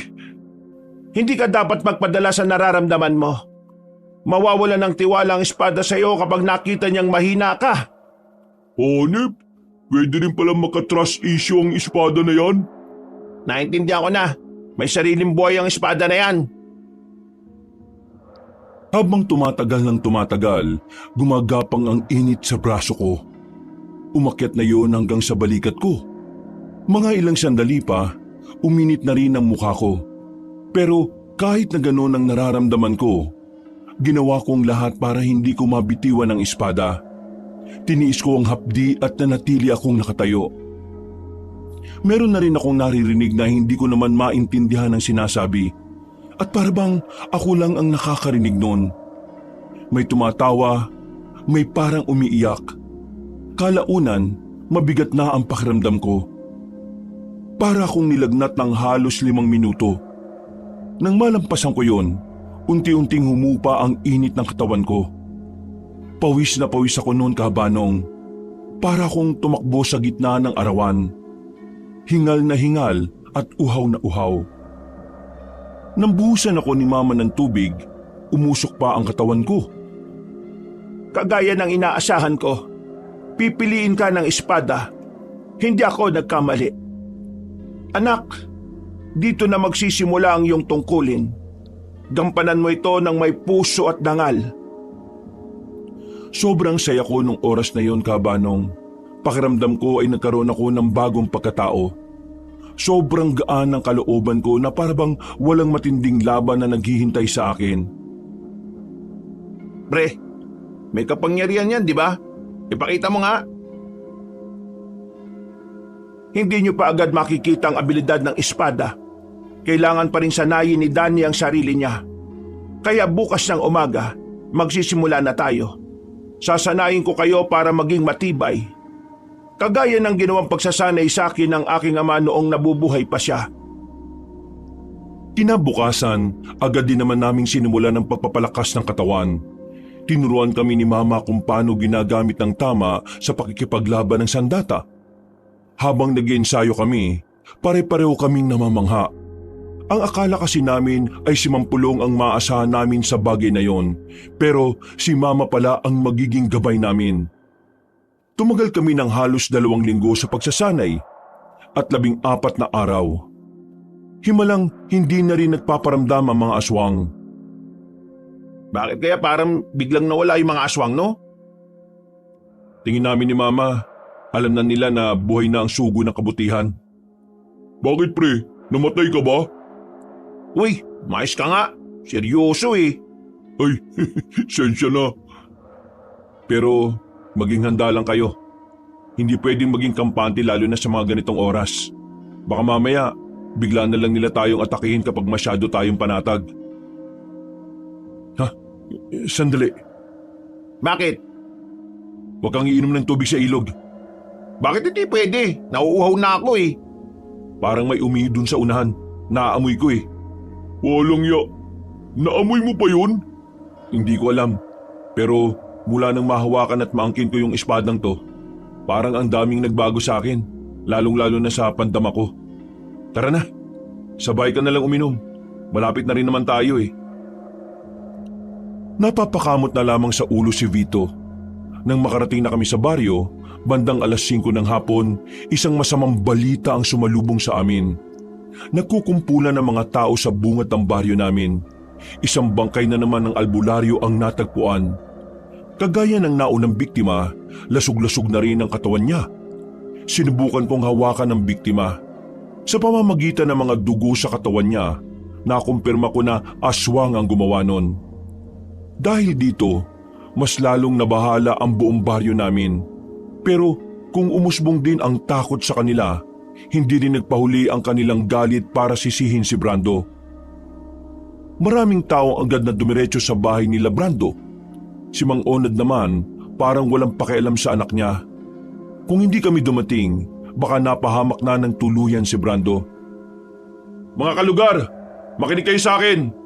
Hindi kasalanan ni Brando kung bakit may aswang sa baryo natin. Habulin man siya o hindi ng mga aswang, pupunta at pupunta pa rin sila rito.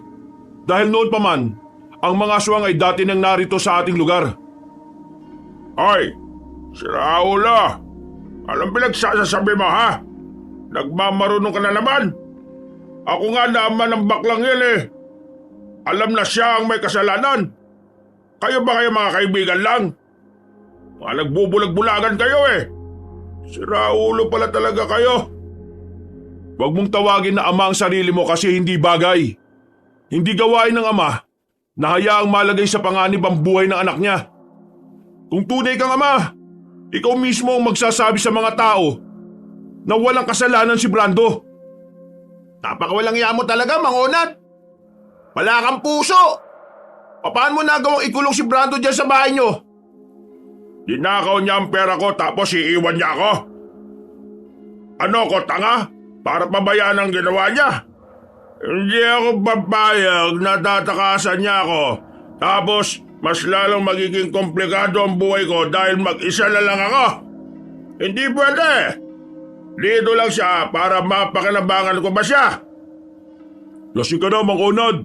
Kailangan mo nang matulog. At kayo naman, umuwi na kayo sa inyo. Walang kasalanan si Brando. Huwag kayong mabahala, mga kalugar. Nandito naman ako para iligtas kayong lahat eh. Nagkatinginan ng mga tao, Kabanong. Bigla na lang silang natawa sa sinabi ko. Hindi sila naniniwala. wala silang tiwala sa akin. Pero hindi ko na lang yung pinansin. Ang mahalaga naman sa akin ay meron akong kakayahan na gawin ang sinasabi ko. Umuwi na rin ang mga tao. Naiwan kami sa bakuran nila Mang Onad. Muli kaming nilapitan. Hinawakan niya pa ako sa kwelyo. Tumatalsik pa ang laway niya habang nagsasalita. Ikaw ba? Ikaw ba ang gusto lang ala ko, ha? Buwisit ka! Ikaw rin ang kumukonsinti sa kabakla niya, di ba? Hindi akong tinutukoy ng anak mo. Kaya pwede ba, bitiwan mo ang kwelyo ko kung ayaw mong mapunta sa bubungan? Aba, marunong ka nang magbanta ngayon, ha? Kung sapakin kaya kita ngayon, ha? Hindi ko na pinatapos ang sasabihin niya, Kabanong. Agad ko siyang binuhat at saka hinagi sa bubungan nila. Kahit si Epeng at Vito ay nagulat din sa ginawa ko, hindi ko rin inakala na kakayanin kong buhatin ng ganun kadali ang matandang yon. Baliw ka!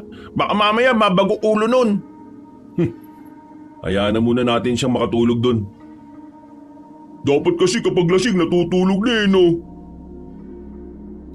Pinasok namin ang bahay nila Brando. Pagpunta namin sa kwarto niya, nakita namin siya roon na nakaupo sa sulok. Tulala, nakakadena pa ang dalawang paa. Parang ginawa talaga siyang hayop ng sarili niyang ama. Buisit! Anong ginawa sa'yo ng siraulong tatay mo? Epeng, nasa lamesa yung susi, kunin mo. Alisin natin si Brando rito. Don't you na Akish, isama sa goran nyo. Magiging heavyweight lang Akish sa inyo eh. Magiging ano? Naalarma kami nang biglang marinig namin ang mabibigat na yabag ng paa sa labas. Tumakbo ng mabilis si Epeng pabalik sa kwarto at sinabing may mga dumating na aswang sa bakuran. Noong mga oras na yon, tingin ko alam nilang naroon ang sugo ng kabutihan. Bantayin niyo muna si Brando. Ako nang bahala sa labas. Sigurado ka ba, pre? Gusto ko lang subukan kung gaano kalakas tong espada ng lolo ko. Nagawa ko pang tumawa noon. Parang wala man lang akong nararamdaman na kahit kaunting kaba. Lumabas ako ng bahay. Nakaabang naman ang 7 aswang. Nang makita nila ang hawak ko, nagsimula na silang umangil. Inilabas na nila ang mahaba nilang kuko. Nagbago na rin ang kanilang itsura. Hindi nagtagal, sabay-sabay na rin silang lumusob. Hindi ko alam pero parang bawat kilos nila ay naririnig ko. Kaya bago pa man sila makalapit sa akin, hinataw ko na ng malakas sa hangin ang espada. Hindi pa man tumatama sa kanila, nagtalsikan na sila palabas ng bakuran. Pero muli silang bumangon. Sa kanilang pangalawang paglusob ay mas mabilis na sila kumpara sa una. Pero basang-basa ko ang mga galaw nila. Kaya kahit dumugin nila ako, hindi nila ako magawang dampian. Paghato ko sa isang aswang na malapit sa akin, walang ano-ano'y bumulagta siya sa lapag. Umaagos agad ang dugo sa kanya habang nangingisay. Nanlalaki ang mga mata ng mga aswang nang makita ang nangyari sa kasamahan nila. Nagtangka silang tumakas.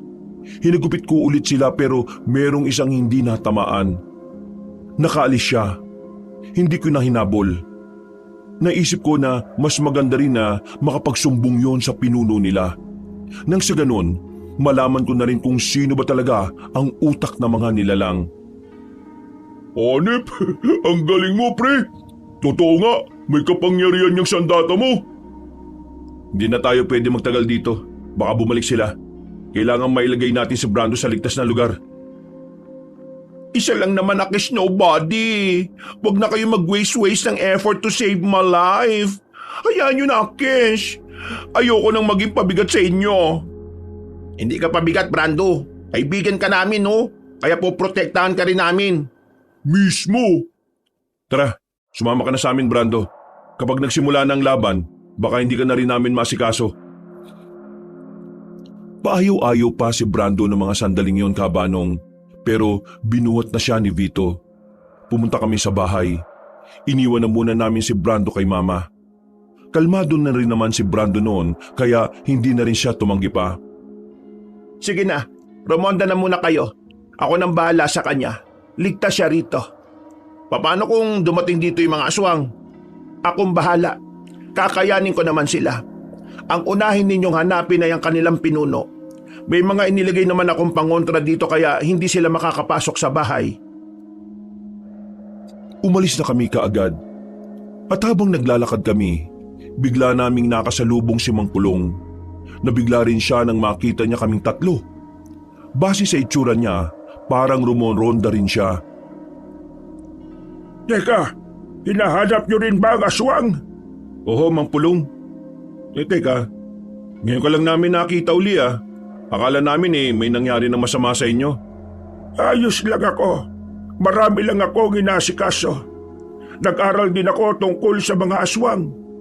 Para sana makatulong ako sa inyo. Pero mukhang hindi niyo na yata kailangan. Mang Pulong, nag-ensayo na kami. Ito nga marunong na kami makipaglaban. Pero itong si Danny ang matindi. Matindi? Bakit? Ang hawak niyang espada ay makapangyarihan. Siya ang tinatawag na bagong sugo na kabutihan. Ay, totoo ba? Base sa reaksyon nyo, parang may alam ka rin sa bagay na yun ah. Nasabi na sa akin yon ng kakilala kong albularyo. Ang akala ko ay haka-haka lang yon. Totoo pala. Mang Pulong, sumama ka na lang sa amin sa pagdoronda. Mas marami, mas maganda. Walang problema. Gusto ko rin namang makatulong sa inyo. Kasama namin si Mang Pulong sa paglilibot sa baryo.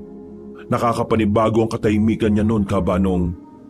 Ibig kong sabihin, tahimik naman talaga siyang tao pero nung oras na yon ay parang may kakaiba sa kanya. Pero hindi ko na lang pinansin. Inisip ko na lang na baka hindi lang talaga namin siya kilala. Tumagal yata ng halos 1 oras na pabalik-balik lang sa baryo. Pero kahit isang aswang, wala na kaming nakita. Nakaramdam na ng pagod si Epeng at si Vito, kaya pinauna ko na sila sa bahay. Bakit pinauwi mo na ang kaibigan mo? Ayaw mo na ba silang kasama rito? Hindi naman. Gusto ko lang talaga kitang makausap dito sa bakuran mo. Mukhang meron kang mga sasabihin sa akin. Mang Pulong, yung dugo ng manok, effective ba talaga yan para sa mga aswang? Oo naman. Bakit mo naman naitanong? Kani-kanina lang may mga nakalaban akong aswang sa bakuran nila Mang Onad. Nagtataka lang kasi ako dahil parang wala silang pakialam sa dugo ng manok. Parang mas mabibilis pa silang gumalaw Bakit? Nahirapan ka ba sa kanila? Hindi mo ba sila natalo gamit yung espada na dala mo? Hindi naman sa nahirapan ako. Nagtakbuhan nga sila at yung isa napatay ko. Sadyang nagtataka lang ako talaga. Baka naman matagal na ang dugong iyon. Ibig ko sabihin, ilang araw nang naroon at hindi napapalitan. Pero wala ka namang sinabing dapat na palitan Ay, wala ba?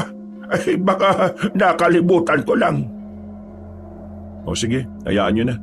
Ang mahalaga naman sa akin nandito ka na at kausap kita. Anong binabalak mo ngayon, Danny? Ngayong kaya ko nang gamitin ng espadang to, ang una kong gustong gawin maslangin ang pinuno ng mga aswang. Tama. Ang pinuno ang dapat ang inuuna.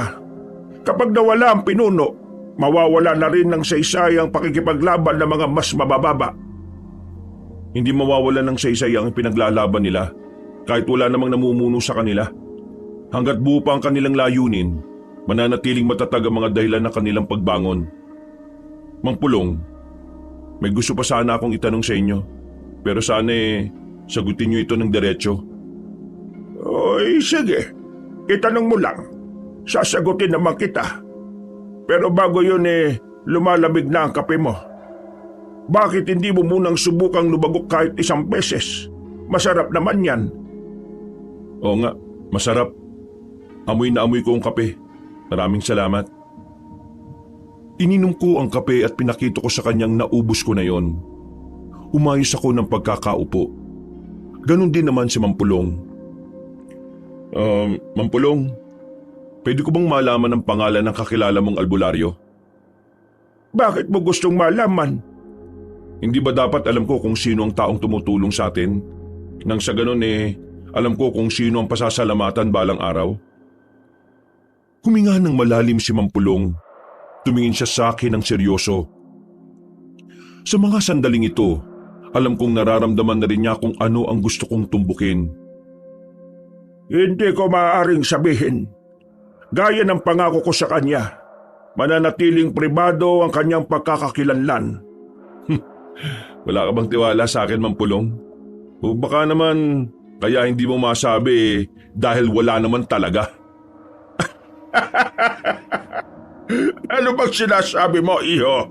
Tingin mo gagawa ko ng mga kwento para lang Patay na ang natitirang albularyo rito sa magkakalapit na baryo. At ang dalawang yon ay ang bukod tanging albularyo na natitira sa buong probinsya natin. Kaya hindi ko malaman kung sino yung albularyo na hinihingan mo ng ideya. O baka naman kasi nag-iimbento ka nga lang. Pinagbibintangan mo ba ako, Dani? Naiintindihan ko kung bakit ayaw mong gamitin ng mga tao ang asin at bawang bilang pangontra. At mas naiintindihan ko na kung bakit mas gusto mong ginagamit ng mga tao ang dugo ng manok. Hinugot ko kagad ang espada ko at agad ko siyang hinataw.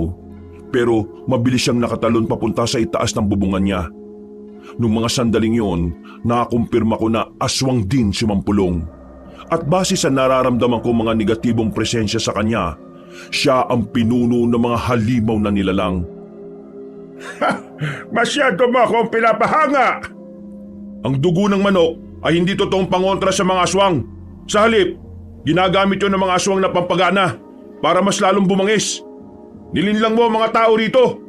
Sinadya mong paniwalain sila sa mga maling impormasyon para sa tuwing dadalaw ang mga aswang dito, hindi pangkaraniwan ang mga lakas nila. Nararamdaman ko yun nung makalaban ko sila kanina. Tama na! Huwag ka nang magsalita! Masyado ka nang magaling! Masyado mo na akong pinapahanga! Tama na ang mga sinabi mo! Anong gagawin mo ngayon? Papaslagin mo ako? Ano pa nga bang gagawin ko? Di ang burahin ka sa mundong ito. Kung hindi ka natapos ng lolo ko noon, ako ang tatapos sa'yo! Tumataas ang iyong ambisyon, iho! Baguhan ka lang! Hindi ka kagaya ng lolo mo. Huwag mo kong sindakin. Hindi kita sinisindak. Bumaba ka dyan at kalabanin mo ako. Kalmahan mo lang, bata. Bago mo ko makaharap, gusto mo na kitang mapanood na nakikipaglaban. Sumipol ng malakas si Mampulong. Agad na naglabasa ng mga aswang sa paligid. At sa pagkakataong yon, nakapalibot na sila sa akin. Mas marami sila kumpara sa una kong nakalaban. Hindi na ako nagsayang ng oras. Dali-dali ko silang inatake. Aminado kong di hamak na mas mabilis sila kumpara sa una kong nakalaban. Pero hindi yun naging dahilan para panghinaan ako. Sa halip, mas lalo pa akong ginanahan. Hindi niyo ako kakayanin! Hinataw ko ng malakas ang espada. Lumikayo ng malakas na hangin na siyang umambalo sa mga aswang na kalabang ko. Nagtalsikan sila at tumama pa sa bahay ni Mampulong. Para kang lolo mo! Siya ang naalala ko habang pinapanood kita! Ang dami mong satsat! Bumaba ka rito!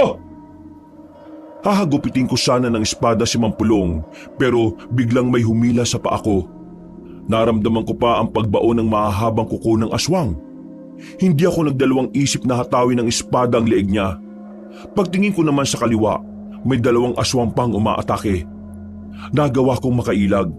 Pero nang tumingin naman ako sa kanan, isang aswang ang nagawang kalmutin ako sa dibdib. Napatras ako ng bahagya, pero hindi ako nagpakita ng kahinaan sa kanila. Bumuelo lang ako ng kaunti at hindi ko inaasahan ang sumunod na ginawa ko. Mabilis akong nakalapit sa mga aswang at agad silang napabagsak. Kahit si Mampulong ay hindi na rin yon inaasahan na magagawa ko. Kung ano man yung nagawa ko, isa lang ang ibig sabihin nito, Mampulong. Mamamatay ka ngayong gabi! Pinapatunayan mo talaga na karapat-dapat kang humarap sa akin. Binabati kita dahil ngayong gabi, idinideklara ko na mas malakas ka pa sa iyong lala! Bumaba si Mampulong at direktang tumalon sa akin. Kinalmot niya ako pero buti na lang ay nagawa ko yung salagin. Hinawakan niya ako sa balikat at saka binalibag sa gilid pero agad din naman akong nakabangon. Bigla siyang nawala sa paningin ko. Namalayan ko na lang na nasa likuran ko na pala siya. Diniin niya ang pagkakahagod ng kuko sa likod ko. Dahilan para maramdaman ko ang kakaibang hapdi. Dumistansya ako ng bahagya. Sa bilis sa mga pangyayari, napagtanto ko kagad ang diferensya naming dalawa sa pagkakaroon ng karanasan sa pakikipaglaban. Hindi mo na ako mapipigilan, Danny. Nalalapit na ang itinakdang araw para sa amin. Anong binabalak niyong gawin? Sa oras na magagawa ng liwanag at dilim, mag-iisang dibdib ang araw at buwan. Magyayari na ang matagal na naming pinapangarap. Ang mga dugo ng mga taong narito ang siyang magsisilbing alay upang mas makamit namin ang buhay na walang hanggan. Pero para mangyari yon, kailangan na muna kitang burahin sa mundong ito. Dahil ikaw lang ang sagabal sa mga plano ka. Muli niya akong inatake, Kabanong, pero parang nabasa ko na ang gagawin niya. Sa isip ko ay kakaliwa siya para birahin ang tagiliran ko. Kaya ang ginawa ko, umiwas agad ako kahit hindi pa siya nakakalapit. Kitang-kita sa mukha niyang pagkagulat sa ginawa ko. Habang wala pa siya sa tamang posisyon, ako naman na nagsagawa ng pag-atake. Mabilis akong lumapit sa kanya at hiniwa siya ng hawak kong espada. Napalayo siya kagad nang maramdaman ang talim ng sandata ko. Mukha yatang nagulat ka, Mampulong ah. Paano mo nababasa ang mga galaw kung hinayupa ka? Bakit ka ba nagtataka? Hindi naman batang musmus ang kaharap mo. Hindi pa ako nakontento, Kabanong. Mabilis ko siyang nilapitan at saka tinaga siya ulit. Nakailag siya ng bahagya kaya nadaplisan ko lang siya sa bandang dibdib at sa balikat. Pero wala akong sinayang na pagkakataon. Nagmamadali akong hinataw siya ng espada kaya muli ko siyang tinamaan sa katawan. Unti-unti na siyang nagbago ng anyo. Lumaki ang katawan niya at naging kulay itim ang lahat ng katawan. Habang naging kulay puti at tumaba ang buhok niya. Kung hindi ako nagkakamali, gabunan ang tawag sa kanya. Akala ko noon ay pangkaraniwang anyo lang yun ng isang aswang. Pero nagulat ako nang makalapit na siya sa akin nang hindi ko namamalayan. Isang malakas na suntok ang ginawa niya sa sikmura ko. Sa isang suntok, napalud agad ako. Nabitiwan ko ang espada ko. Pinapasarap lang kita, bata. Ano akala mo? Malakas ka na? Ito ang tunay kong anyo at lakas, Danny. Ang anyo na hindi mo kayang talunin. Namimilipit ako sa sobrang sakit noon, Kabanong. Hindi agad ako makatayo. Kaya hinawakan niya ang ulo ko at pilit na ibinabangon. Nandilisik ang kulay pula niyang mga mata. Dahilan para mas lalo kong makaramdam ng pangamba. Gusto mo bang malaman kung bakit hindi ako nagawang paslangin ang lolo mo noon? Kasi masyadong mayabang ang lolo mo. Akala niya, porque lumalamang siya sa laban sa umpisa, matatalo na niya ako sa dula. Inutil ang lolo mo. Akala mo kung sinong magaling. Nakatakas din naman ako sa kanya. Siraulo kasi siya eh. Wala kang karapatang kutsay ng lolo ko, Mampulong. Aswang ka lang. At ang mga aswang, mga basura, salot, anay ng lipunan. Anong sinabi mo? Basura, salot, anay ng lipunan. Ito ang galit ng salot! Muli niya akong sinuntok sa sikmura. Talagang gusto niya muna akong pahirapan bago niya ako patayin. Sinipa niya palayo sa akin ang espada. Gumapang ako palapit doon, pero hinila niya ang binti ko at saka ibinalibag sa gilid. Huwag kang mag-alala. Maya-maya lang din naman ay mawawala ka na rin. Pero ako yan. Gusto ko munang paglaruan ng kaawa-awa mong katawan. Hindi ako nakabawi sa lolo mo noon eh. Kaya sa'yo ako babawi ngayon. Sisipain niya sana ako pero nakailag ako. Hinawakan ko siya sa paa at sinubukan ko siyang pabagsakin. Pero dahil masakit pa rin ang sikmura ko sa suntok niya, Kinulang ang lakas ko. Bitiwan mo ang binti ko, buwisit ka! Sinipa niya ako ng malakas. Tumama ako sa bakod. Agad kong hinanap ang espada ko. Malayo siya sa akin. Sobrang labo na mahawakan ko siya. Pero naalala ko ang sinabi sa akin ni Mama. May mga pagkakataon na ang espada mismo ang pumipili sa tagapangalaga niya. Kaya may pagkakataon din na ang espada mismo ang lumalapit. Ipinikit ko ang mga mata ko habang nakahiga ako. Sinubukan kong alalahanin ang pakiramdam na hawak-hawak ko ang espada ko. Wala! Patay ka na kagad! Papikit-pikit ka ba ng mga mata? Tanga!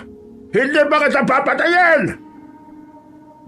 Muli niya akong dinakma sa ulo. Pero sa pagkakataong yon, lumipad papunta sa akin ang espada ko. Nang makita niya yon, ay agad niya akong binitiwan. Nanlalaki ang mga mata niya habang ako, tinukod ko ang espada sa lupa para makatayo. Para yatang nakakita ka ng bulto. Ha, Mampulong? Nakakagulat ba? Paano mo nagawa yon? Hindi yun nagagawa ng lolo mo ah! Mampulong naman. Iba ang lolo ko, iba rin ako. Marahil mas magaling siya sa akin. Pero may mga bagay pa rin siyang hindi na nagawa na ako lang ang may kayang gumawa. Kahit na nanlalambot na ang katawan ko, binuhos ko ang buong lakas ko para makabuelo.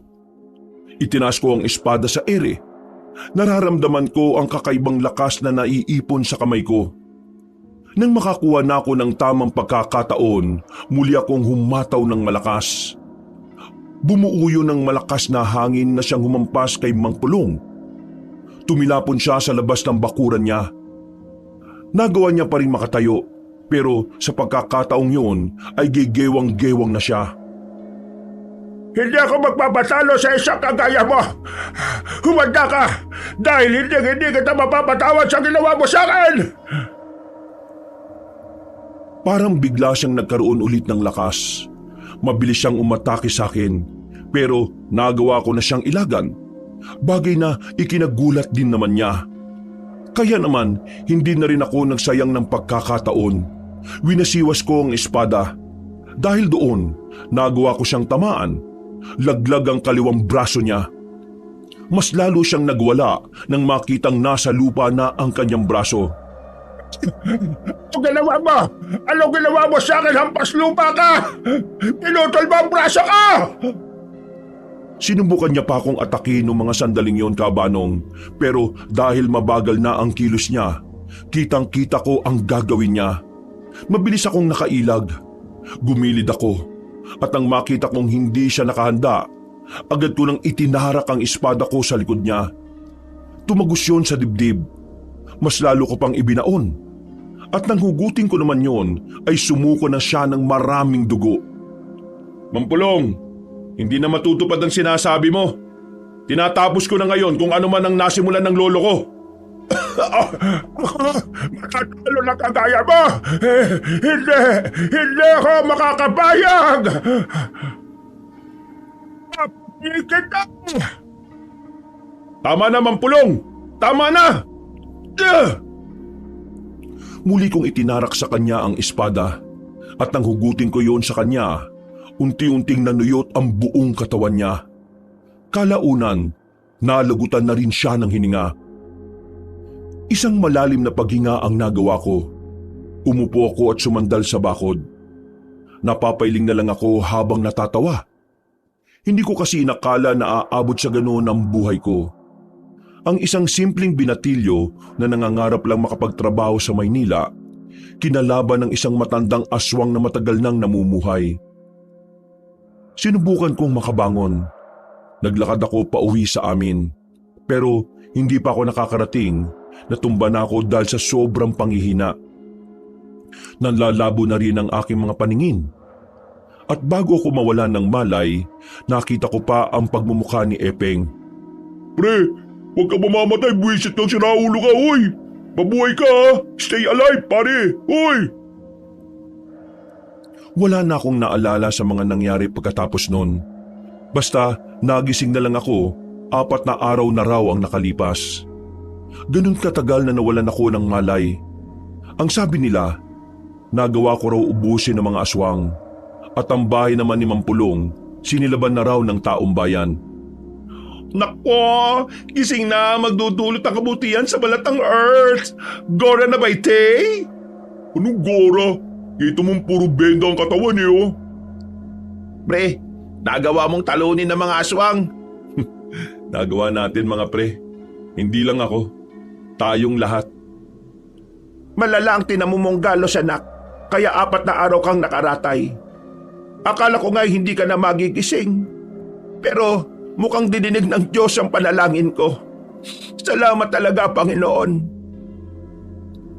Bago mag-cry out loud here, gusto ko lang mag-sorry sa inyo mga person. Kasi dahil sa Akesh, nadamay kayo sa problema namin ni Pudang. Nako, wala naman yun. Hindi ka naman namin pwedeng pabayaan na abusuhin ng papa mo. Ikaw talaga, Papa Vito. Baka mamaya madjulog Akesh sa'yo, ha?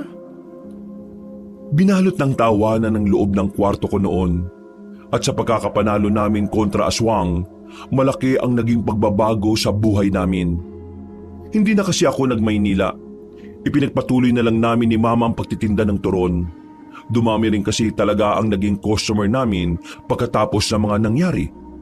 Sa katunayan, nagkaroon na kami ng opisyal na pwesto para sa mga turon namin.